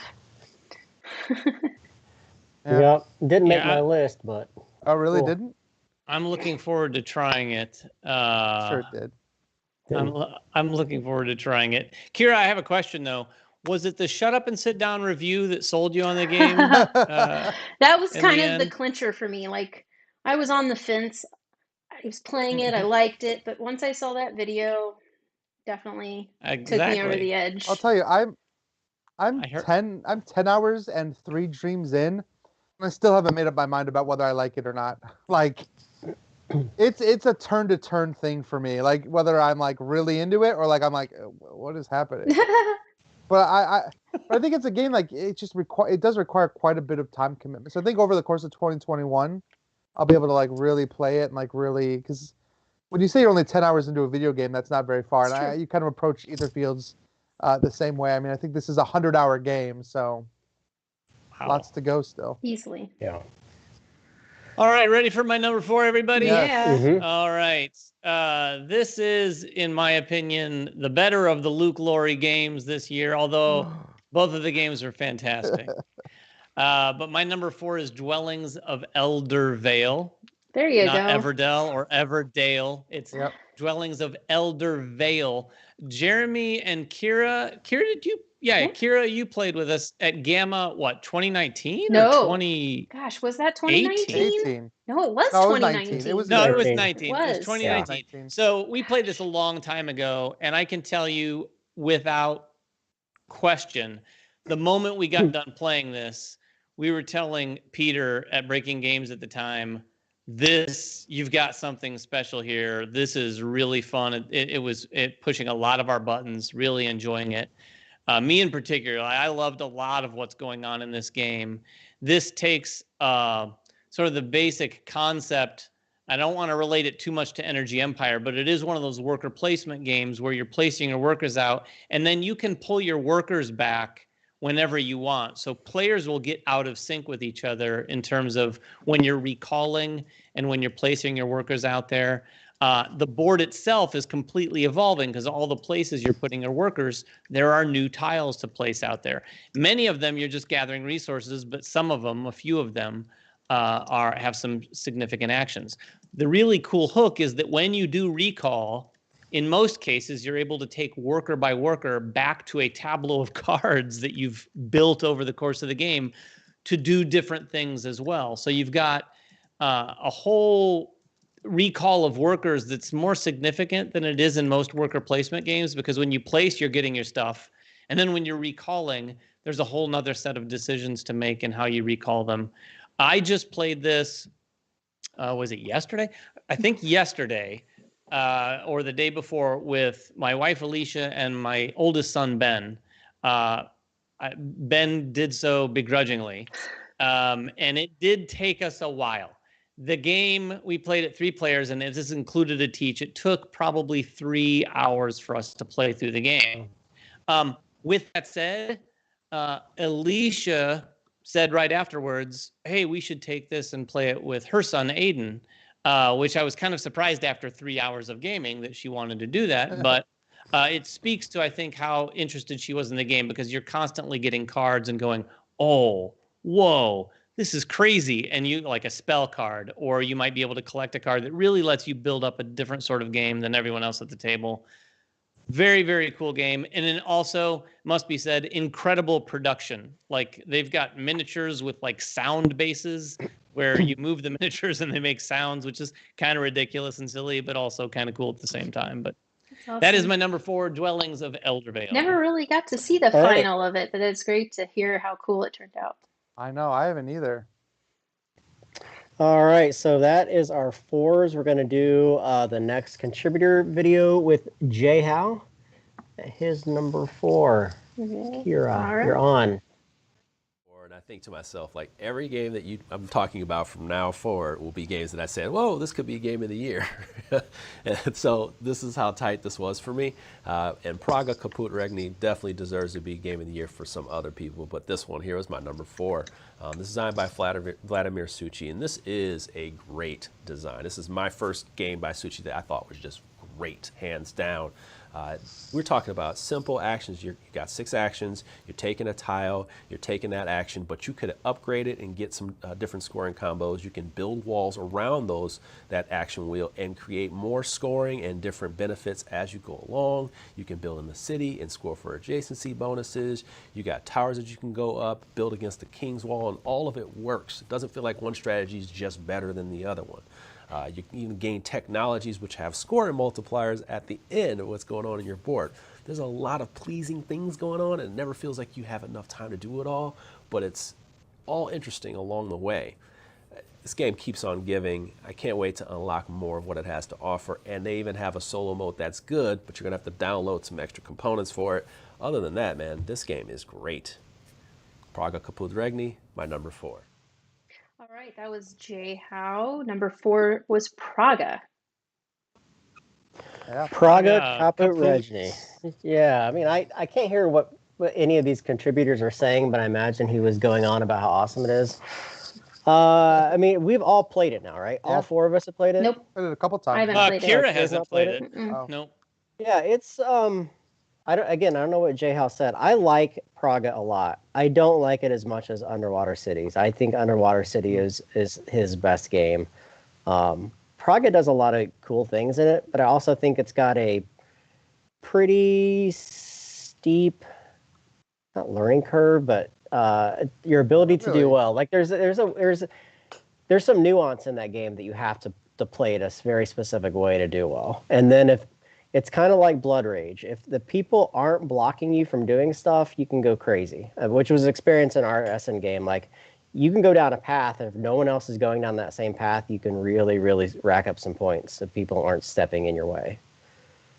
Yeah, and it's kind of like that player-controlled economy with Alma Mater. The way that tiles come and go, like, you can like really tank people's turns where, you know, you have to draw a tile from that circle of tiles, and you could end up with just really bad options that don't work for you at all. And I've played 3 times. I don't really know still how to really manipulate that to set yourself up for some good turns. Like, I'm assuming that is part of the game that you'll learn over time. I just haven't learned that yet. But I agree. Underwater Cities and even Pulsar, I think, is still one of his best games. Yeah. David in the that's comments, fantastic. all caps, exclamations for days. Oh, Pulsar, yeah, It's there so it is. good. I like all of his games, including Underwater Cities, but man, Pulsar is, someone just said, criminally underrated Yeah, I still like game. Praga a lot. I think we all enjoyed Praga a Yeah. lot. Yeah, I did. And Ryan and I were talking the other day, and Ryan, and I don't want this to make it sound like we don't like Praga. We all love Praga. But he and I had the same thought, and that is that Praga, on one hand, too, it also just feels like a Euro, like another Euro. Yeah, Yep. I agree with that. Not that it's not in a bad way, but it didn't necessarily do anything that was like that felt revolutionary or new, which again, maybe we don't hold that against it. It's a great game. It just felt like it could have been a great game from any year in the last decade. Right. Yeah. I mean, for That's kind of my me, list because of that exactly. watching you guys play it on the live stream kind of turned me off from it, honestly. It was hard to see what was going on. The whole board was really yellow, and there was a lot of tracking, Oh yeah, you know and it what? just seemed like a mess to me. So I haven't had any interest in actually getting it to the table yet. The board from a distance does look that way, but the board close up is one of the best looking Euro boards ever. It really like, is. It is. Yeah. It oozes Euro for sure. The board. So we also had Kevin picked Cleopatra and the Society of Architects, which is a remake, deluxeified version of an old Bruno game. And then Board Game Coffee once again picked Etherfields. All right, so we're on to our number 3s. My number 3 has already been mentioned. It is Whistle Mountain. I think it is one of the best Euros. Actually, it's the last competitive game I have on my list. No? Take that back. Spoiler alert. So I like Whistle Mountain. I like it more than Tekenyu. I like it more than Hollertown. I like it more than Alma Mater. I think Whistle Mountain is a really good game.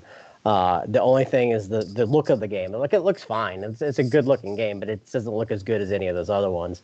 But from playing the game, there are so many variables in this game. Like, there are a crap ton of variables. Each time you play this game, I don't think you will play the same game. Not after even 30, 40 times that you play it. Just the way these tiles come out, all the different, like those cogs that you see, all those different things that can change the way that you approach and you gain your points.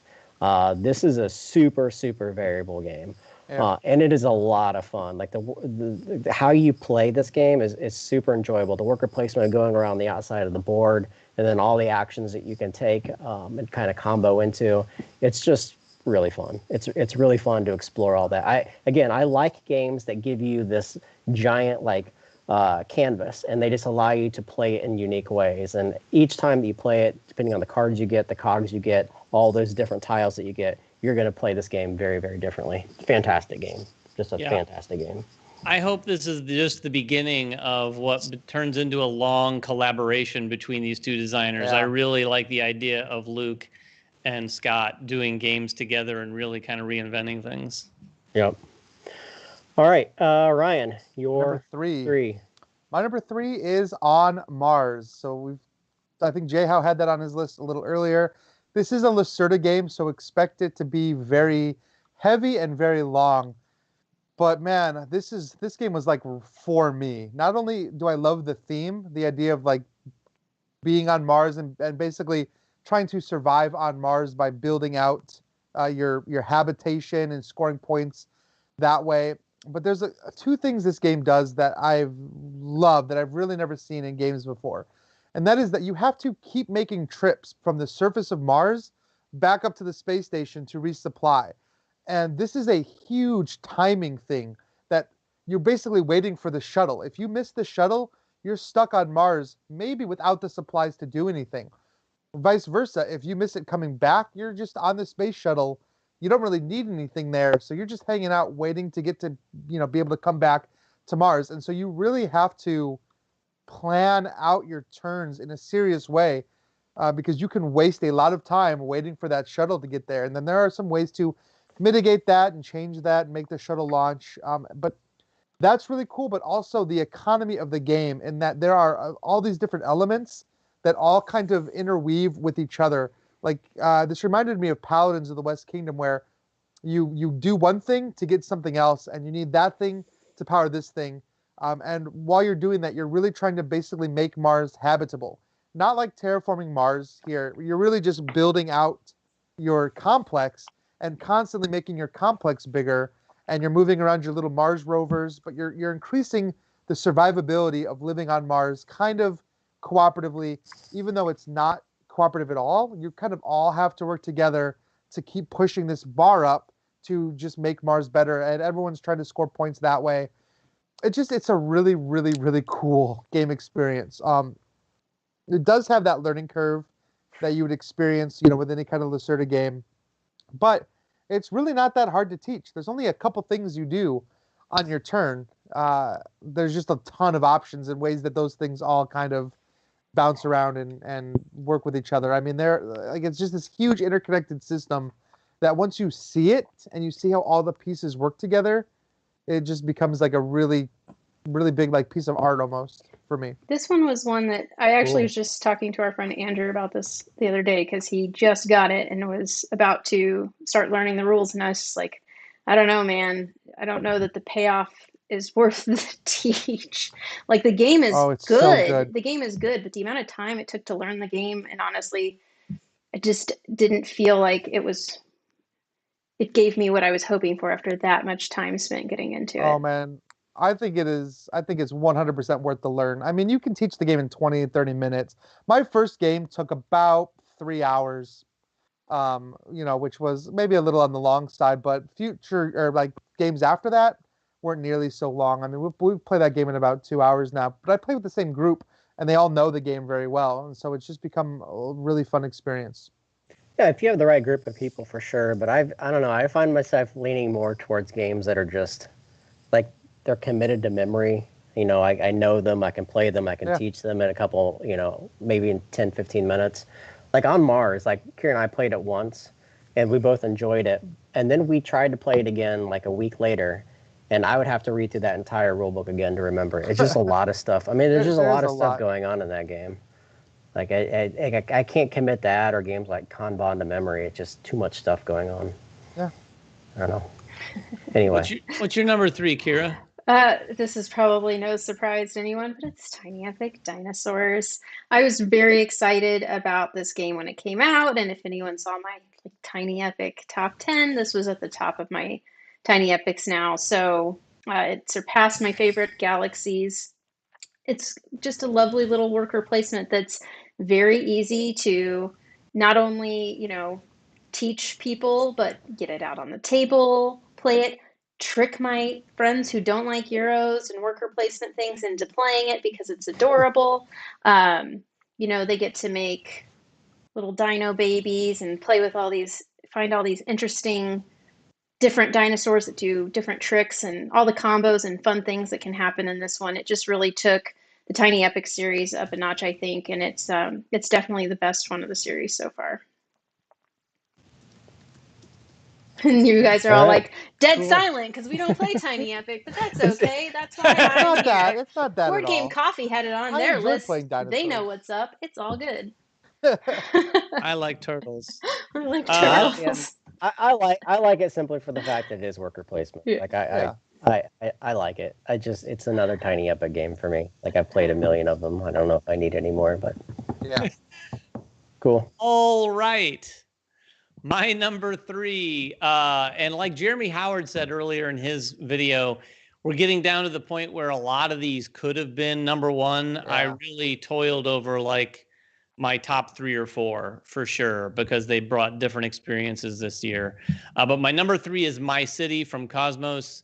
Like Ryan said earlier, I'll just reiterate a lot of that. An incredible, incredible experience. Ryan did mention that it's kind of not legacy, and it isn't in that you can play it later and just flip the board over, but it is definitely a legacy experience. Sure. You can play through this whole campaign of 20, I think it's 24 episodes. And Alicia and I played through the whole thing in 2 weeks. We played through 12 episodes one weekend, and then the very next weekend we finished it off.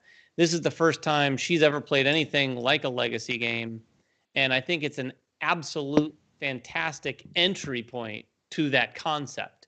You know, if you're wanting to try more legacy games, this game is so easy to get into. And what I will warn you of is if you're an enthusiast gamer, you'll play the first, the second, maybe even the third game, and you'll feel like, oh, this is kind of basic. And it is, but it completely ramps up from there and completely changes. Now, it never gets to the point where it's like a heavy game or even a medium game. No. But it changes so much that it keeps it so interesting. And you absolutely have to, like, once you just think, okay, I'm used to this. I'm used to what I need to do in this game. And then all of a sudden they go, hey, guess what? Now you want to do this. And then you're like, oh my gosh. And then that might go away. So there's scoring opportunities that come in and then they go away. You're stickering your board. It is a lot of fun and absolutely one of the best gaming experiences of my 2020. And that is why it's my number 3. Nice. Well, I think I need to play it. I think I told the story in the last chit chat that my wife and I started to play it, and I trounced her in the first 3 games, and she doesn't want to play with me anymore. And I keep telling her from your guys' experience that the game, you know, it's not like that throughout the entire game. Like, it can sway back and forth, but she just didn't like the spatial element of that game. So I need to play. I need to find someone to play all the way through it, or try to get her to play it again with me. Well, like Ryan said earlier, at a certain point, it becomes a game where all of a sudden you flip a card and it's like, oh my God, that is not what I wanted to be flipped right now. Right. Or Anything but that card. Or the opposite. It could be exactly the card you wanted flipped, and it really can change things up. And one of the problems with a lot of like roll and writes, and even though this isn't a roll and write, it does have that feel where everyone's kind of looking at one thing and doing it, like bingo, if you will. You flip over the card, and after the first game or two, everyone's board's different enough to where there's absolutely no like, oh, everyone's just kind of doing the same exact thing. Right. That changes up very, very quickly. Anyway. And winning a game gets you 2 points overall. Yeah. And there are some actions you can do in some of the later games that get you 3 points just for doing a certain action, right? So winning games is not necessarily the only way to win My City. I don't know if you can win the campaign without ever having won a single game. Sure. But we had some players at the table that really didn't win many, and they were still right neck and neck. So, also, last thing on this, unbelievable value. Like, I bought this game for less than $30, and it's one of the best experiences I've had. There's no excuse for not at least giving this game a try. If you don't like it, give it to someone else. And we played it 2 players, so our copies actually, we could give our copy to someone else, and they could play through it with 2 players all the way through. Yeah. Anyway. I don't doubt either one of you guys. I've heard nothing but great things about the game, so I do need to try it. All right, so we're going to go into Kevin's number 3 from Old Man Games. Kira, do you have that one queued up for us? I do. All right. Roll the thing. You jinxed it. That's all I can say. Someone mentioned that it's always Kevin's. It is always Kevin's. They're so well produced that it doesn't know what to do with it. All right, one more time. It's the maybe the format of his videos. Okay, let's try again. My number 3 game of 2020 is Trekking the World. Now, if I'm totally honest, when I first read the rules for this game, I actually didn't expect much. It just sounded a little bit too simple. I felt like I wasn't actually going to be interested in it. But when I sat down and played, I was really pleasantly surprised. Both my coworker and I, as we played the game, kind of went in with low expectations. And by the time we were done, we were both like, that was great. I want to take it home and play this with my family. And he ended up buying a copy, and now that's exactly what we've done. So it's simple. It's easy to teach. You can teach how to play in 2 to 3 minutes. But it doesn't feel like it's missing anything. Like, it's a really good design, and I've just really enjoyed playing it. All right, that was number 3. Trekking the World from Kevin's Game is so pretty. Yeah. We played it all together when it was the prototype, and it was gorgeous then, and it's even prettier now. Yeah, it's a beautiful looking game. All right, number 3, J Hal picked Tekenyu. And Board Game Coffee picked Sagani? Did they mean Yeah. Sonora? What's Sagani? No, I don't know they what didn't. Sagani is. I, What they, is they It's Sagani? they another meant weird one. I Sagani. didn't In know. fact, when they submitted their list, they said, "Was this year?" And I wanted to say, "I don't know," because I've never heard of it. What is it? Did you look it up after that? Or you just sort of like, okay. I have to admit, I didn't look it up after All that. right, But I'm so going to look it up because it's their number 3. It must be decent. all right, so Must someone make a be. mental note. I'm going to type it into my list over here. They were talking Sagani. about it in the chat a little bit earlier too. Some people were bringing that up. Oh, really? Okay. All right, so we are at my number 2. My number 2 is Etherfields. Again, I understand why people don't like the game. I haven't watched Shut Up and Sit Down thing. I imagine they didn't like the rules. The rules aren't great. Pretty much. There's a lot of issues with this game that people have obvious reasons not to like it. The learning curve is steep. I 100% admit that. There's a very large learning curve. It took us about an hour talking to the designer over multiple days to figure out all the little nuances of how to play the game. It's a weird way that you have to play the game, and that things stay on the board as you're doing the dreams, and then you come back to the overworld, and then this part does something different, and then you add cards into this deck, and it does something over here. It's confusing as hell. I totally get that. However, the immersion of this game and feeling like you're in this world and you're creating this character and you're building them up and you see these cards in your deck and you know what they do and you're prepared to do these things, and all these dreams feel vastly different. Like what you're doing in the actual worlds is so much fun. Yes, there's a lot of things that are in the other, like the slumbers aren't exactly always fun. They do feel like a tacked on part that you have to do from time to time, but as you progress in the game, you can weed those slumbers out. You can get rid of them. And so you're condensing one part of the game to make the best part of the game really good.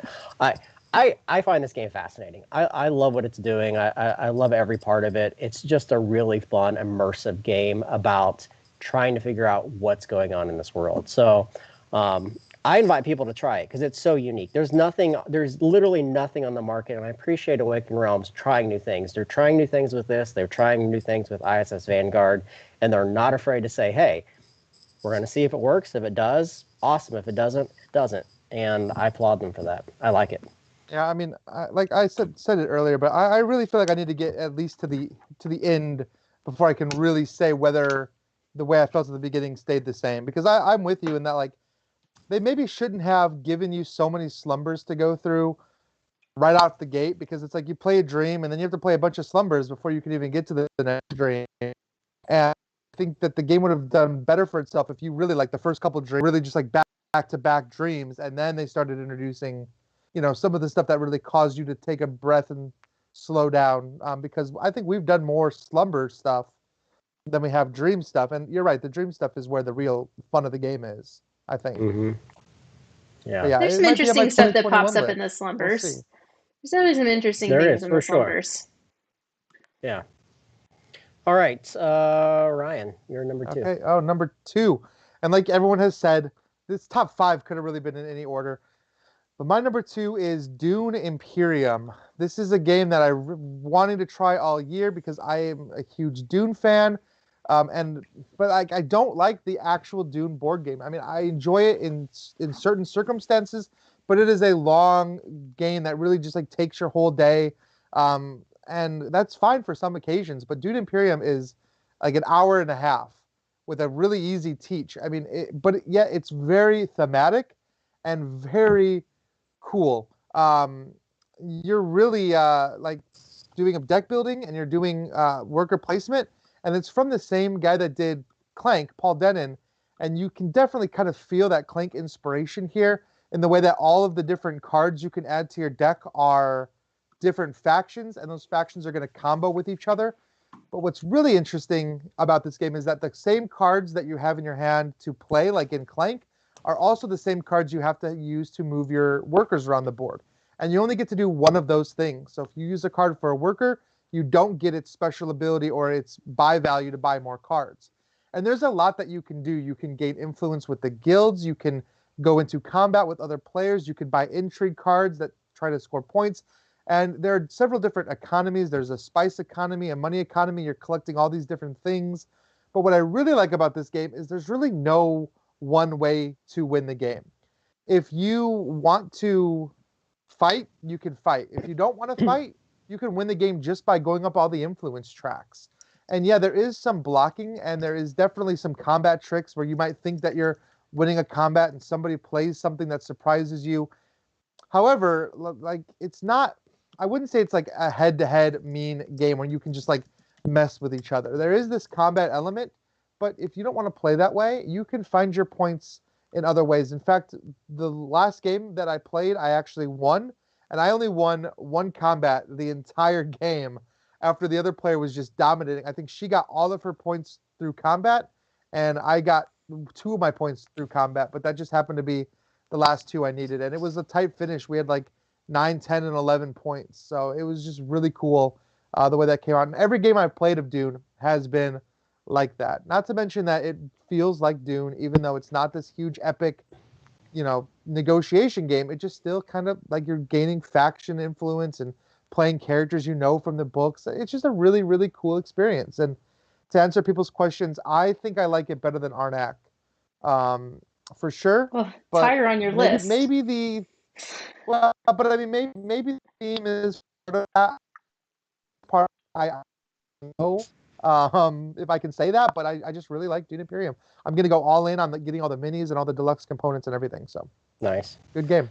All right, Kira, you're number 2. All right, I won't spend too much time on it. It's been discussed. It's Whistle Mountain. This is one of those that is on that side of the games that I picked up that I hope that I can convince someone to play with me at home, but it's probably going to be one that sits there till I have the right people to play with. But I liked it so much, I definitely got it.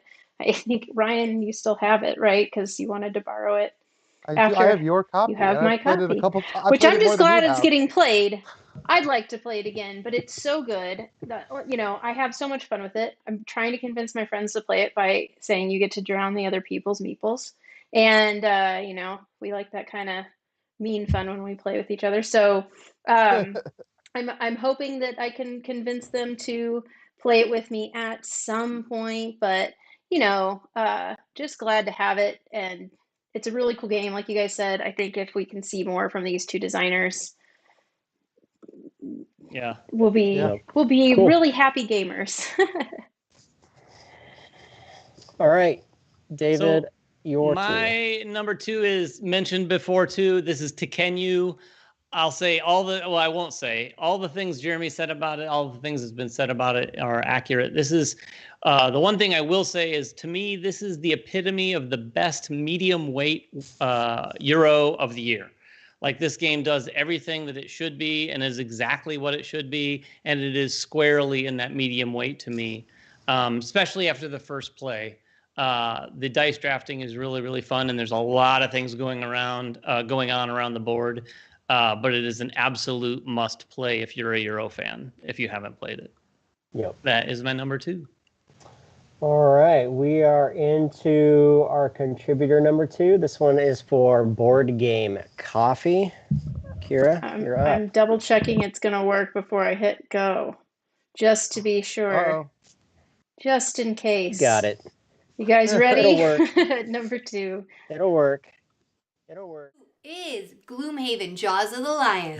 Now, if you are a couple, like we are a couple that like dungeon crawling games where you get to build your character, you gotta try Jaws of the Lion. It's like baby's first Gloomhaven, but like a cool baby, not like those lame babies. Like it's great.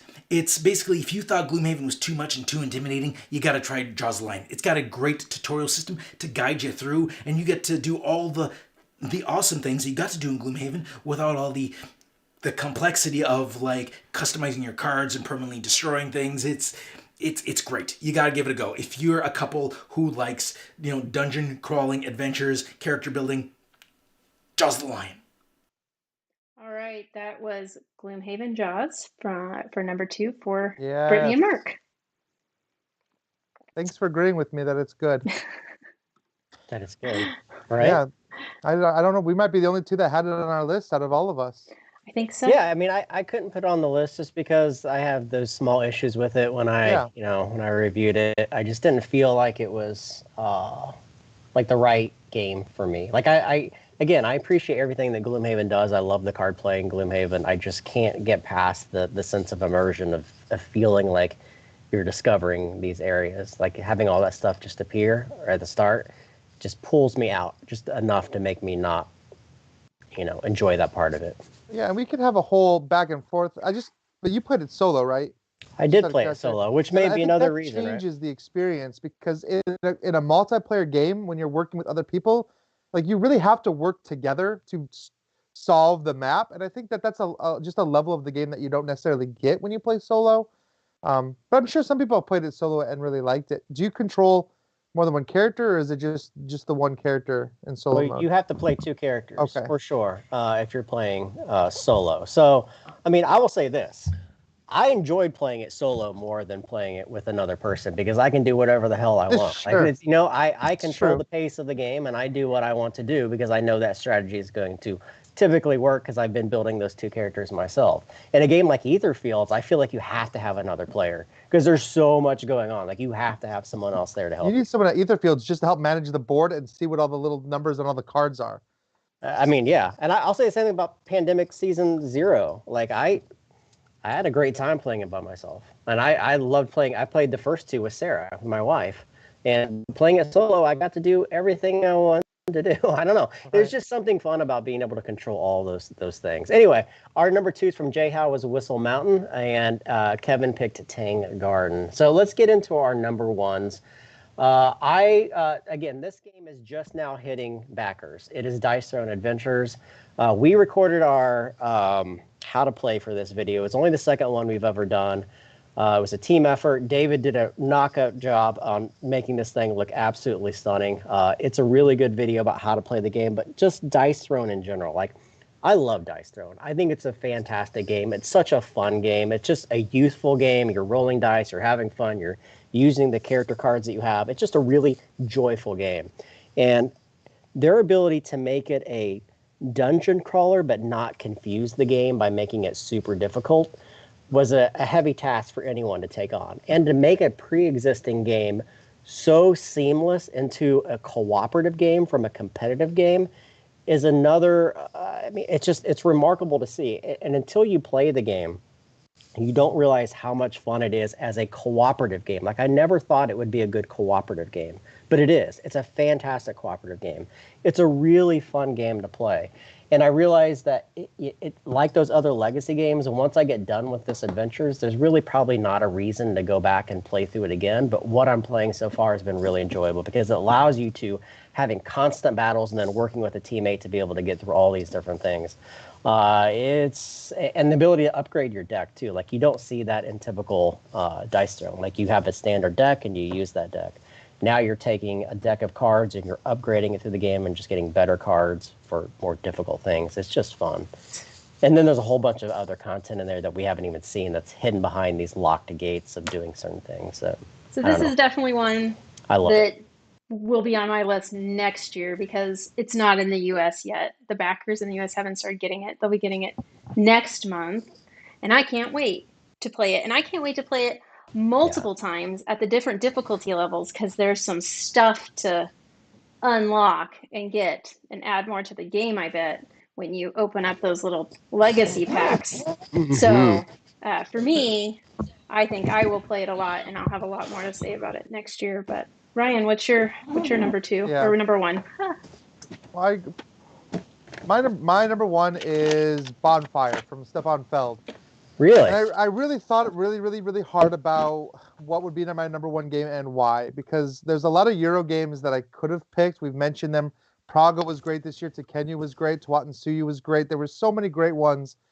But Bonfire did a couple things for me that made it number 1. First of all, I really liked the theme. I think out of all the Feld games, this was the first one that has like a really fantasy theme. I mean, Merlin kind of touches on some of that stuff, and then there's Oracle of Delphi, but this is like full on like gnomes in the forest doing all these bonfires. But what really makes this game stand out to me is the puzzle of placing those tiles on your board in order to get action tiles. It's not anything I've ever seen before in a game. Like, you're building these chains, and if you can like connect a tile to another tile, you're getting bonus action tokens, and you're cashing these action tokens in to do things on the board. It's really cool, and it's a little mini puzzle that's happening while all of these other puzzles are happening. And every setup of the game is so drastically different, and the way that your tiles sit, because you can have to take them out in a specific order, you have to really think about your game, and it's going to be a different thought every time you play it, because there are so many bonfires to light, which are little objectives that you have to complete over the course of the game. You only see a very small number of those every game, and so based on the bonfires that are out, you know kind of what actions you have to take, but you might be building towards a certain bonfire when somebody else goes and takes it from you, or you might get into a situation where all three bonfires you want are on the same island, which if you've played the game, you know that they get more expensive every time you buy one. And so all of these things have to factor into your mind. And there is also a race element. If you're the first to trigger some of these special objectives, you can move a gnome up to this council, and which is a weird thing to say in a Feld game, but you can take a seat at the council and trigger these abilities. And just all of this stuff is happening at the same time, and you really have to think every single turn about how to optimize your game. And I don't think this is another one where you will never sit down and play the same game twice, or probably even use the same strategy twice, because the board layout is drastically different every time. So yeah, I think out of all the Euros, I loved all of them, but Bonfire just stood out for me, and that's why I ended up with this one at number 1. It was a fun game to play for sure. Cool. Yeah. It is solid. Kira, what is your Another one? that's already been talked about, One. Alma Mater. This is another one that's in the bucket of Whistle Mountain, where I'm hoping to convince my friend gaming group because of the cute books. But I actually already know my friend Kevin said, well, why didn't they just slap a Harry Potter theme on it? I would have played it then. And I'm like, oh, just pretend it's Harry Potter. But, it's one that I really hope to get a chance to play very soon. Again, it's a game I really enjoyed playing. It plays, like Jeremy said, really great at 2-player. And that's hard to find, especially with an AI. I don't find that they always do what you're hoping for when you're in that boat. So I don't know. I really like it. It definitely found itself. It was one of the first games that really caught my attention, and I had to have this year. And so yeah, it was good. It's a good game. It's very pretty. All right, David, do you have a new game, or is it one we've mentioned? I have a brand new game. It's called Warp's Gate, and that's my number one. My number one is one we've mentioned, but I'm going to spend a tiny little bit of time talking about it, and that is The Lost Ruins of Arnak, or rather just Lost Ruins of Arnak. This game, let's say, it's beautiful. The artwork is some of the best of the year by far on the cards. It's got a stack of cards that are all completely 100% unique and do wildly different things. It does a few really cool things. Like Ryan said earlier, this mixes up worker placement and deck building. But unlike Dune, where I think Dune does do a better job at sort of mashing those two things together because you're kind of powering your worker placement with your cards, this one, you're not really as much powering your worker placement with your cards. You do need to use your cards to get some workers placed sometimes, but in some cases, some of your options are just, you might place a worker this round, or you might just play a card this round. There's different options on your turn. Overall, though, it has a very Euro-y feel. To me, this felt like a very Euro-y sort of game. And I've just had a ton of fun playing it. We get back to fun factor again. And again, no other game has just made me have as much fun as I have playing this game. Every time I've played it with people, they've generally felt the same way. I think later this year, that sort of Dune Imperium Ruins of Arnak debate has come up, so it's kind of been pitted against one another. Is Dune Imperium a better design game with more longevity? Perhaps. But Ruins of Arnak is my number one game because it's just a blast, a lot of fun. I love the theme, and I just love playing it. Awesome. Also, you didn't mention, but they are releasing a solo campaign mode for Lost Ruins as well. That is a print and play. I don't know if they're ever going to actually print it, but you can print it yourself. They have a solo mode now that's print and play, but they're coming out with an actual campaign for it sometime soon, I've heard. All right, Yes. let's roll. We have all three of our contributors back to back to back videos of their number one. So, Carrie, you can start with whomever All right, here you we wish. go. Up to you. Tekkenu. Thank you, David Waybright, for teaching us how to play Tekkenu. We are forever in your debt. Tekkenu, I love Tekkenu. Why? First of all, Tekkenu's got a lot of dice. I like a lot of dice. It's a dice drafting system. It's got a whole Egypt thing, which Brittany. I love it. Brittany's a giant Egypt-themed fan. And thing about Tekkenu, it's got so much to do. Oh my god. But I look at Tekkenu as like, you see that board and you're like, holy crap. And that's my brain a lot. hurts. But if you look at it as like, basically, I think it's like 6 separate mini games, it really simplifies the whole deal. Just learn this chunk and then that chunk and then that chunk separately, and then bring it all together in like this dice drafting, god worshipping, point salad awesomeness. It was easily, it wasn't even a hard choice to pick what was my favorite game of 2020. Tekkenu, hands down, Agreed. our number one. All right, that was Board Game Coffee with Tekkenu. Let's go and see what J-House got going on. 20 is Dwellings of Eldervale. It has to be. I knew this when I played the prototype, it was going to be really good, but I don't like to crown games before I get the final copy because things can change. And time moves on, right? But when this game came, man, it exceeded my expectations because I got all the monsters, I got all the stuff in there. But it does everything. One of my favorite games of all time is Mage Knight, and it's because it has a blender of all these mechanisms going on in there, and it works. Could have been a disaster. Same thing this one. Has a whole bunch of stuff going on, could have been a disaster. It ends up being great. Strategic Euro, some Ameritrash in there. We're talking tableau building, hand management, area influence, unique workers, faction powers, monsters that you can dominate, and they have their own abilities, changing the board state. There's all kinds of stuff going on in this game. It's so pleasing to play, and the quality of the components is high. The solo mode is great, and you'll probably find out about that on my solo mode top 10. But overall, this game is just through the roof amazing. And on top of that, I should say this a little long here, they have standees that you put the monsters on that make monster sounds. Like, that's not even needed, and it's awesome, and it works. But just a great game. Congratulations to you, Luke Laurie, and Breaking Games, number one game of 2020, and that is Dwellings of Eldervale. All right, that's Jay Howe with Dwellings of Eldervale. So another fan Yep, there. that makes sense. No surprises there. Let's now see what Kevin has going on. Number one game of 2020 is Calico by Kevin Russ and Flat Out Games. Now, this game, if you like puzzles, is great, and I love puzzles, so it's a lot of fun for me. I think it is it's a really solid game because it's simple in the rules. So, like, honestly, my 4-year-old daughter, she can play it. She can handle the rules just fine. But it really does have enough going on where if I wanted to spend 10 minutes every single turn trying to figure out the best placement of my tiles, I could.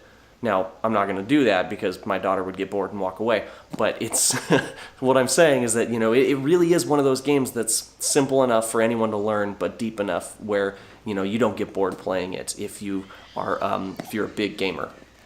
And so you're knitting together a quilt, you're matching up different patterns and colors, and it's a cute theme. You know, you're trying to get cats to come lay on your quilt, and, you know, it's still really deep and puzzly, and I think it is just my number one game of 2020.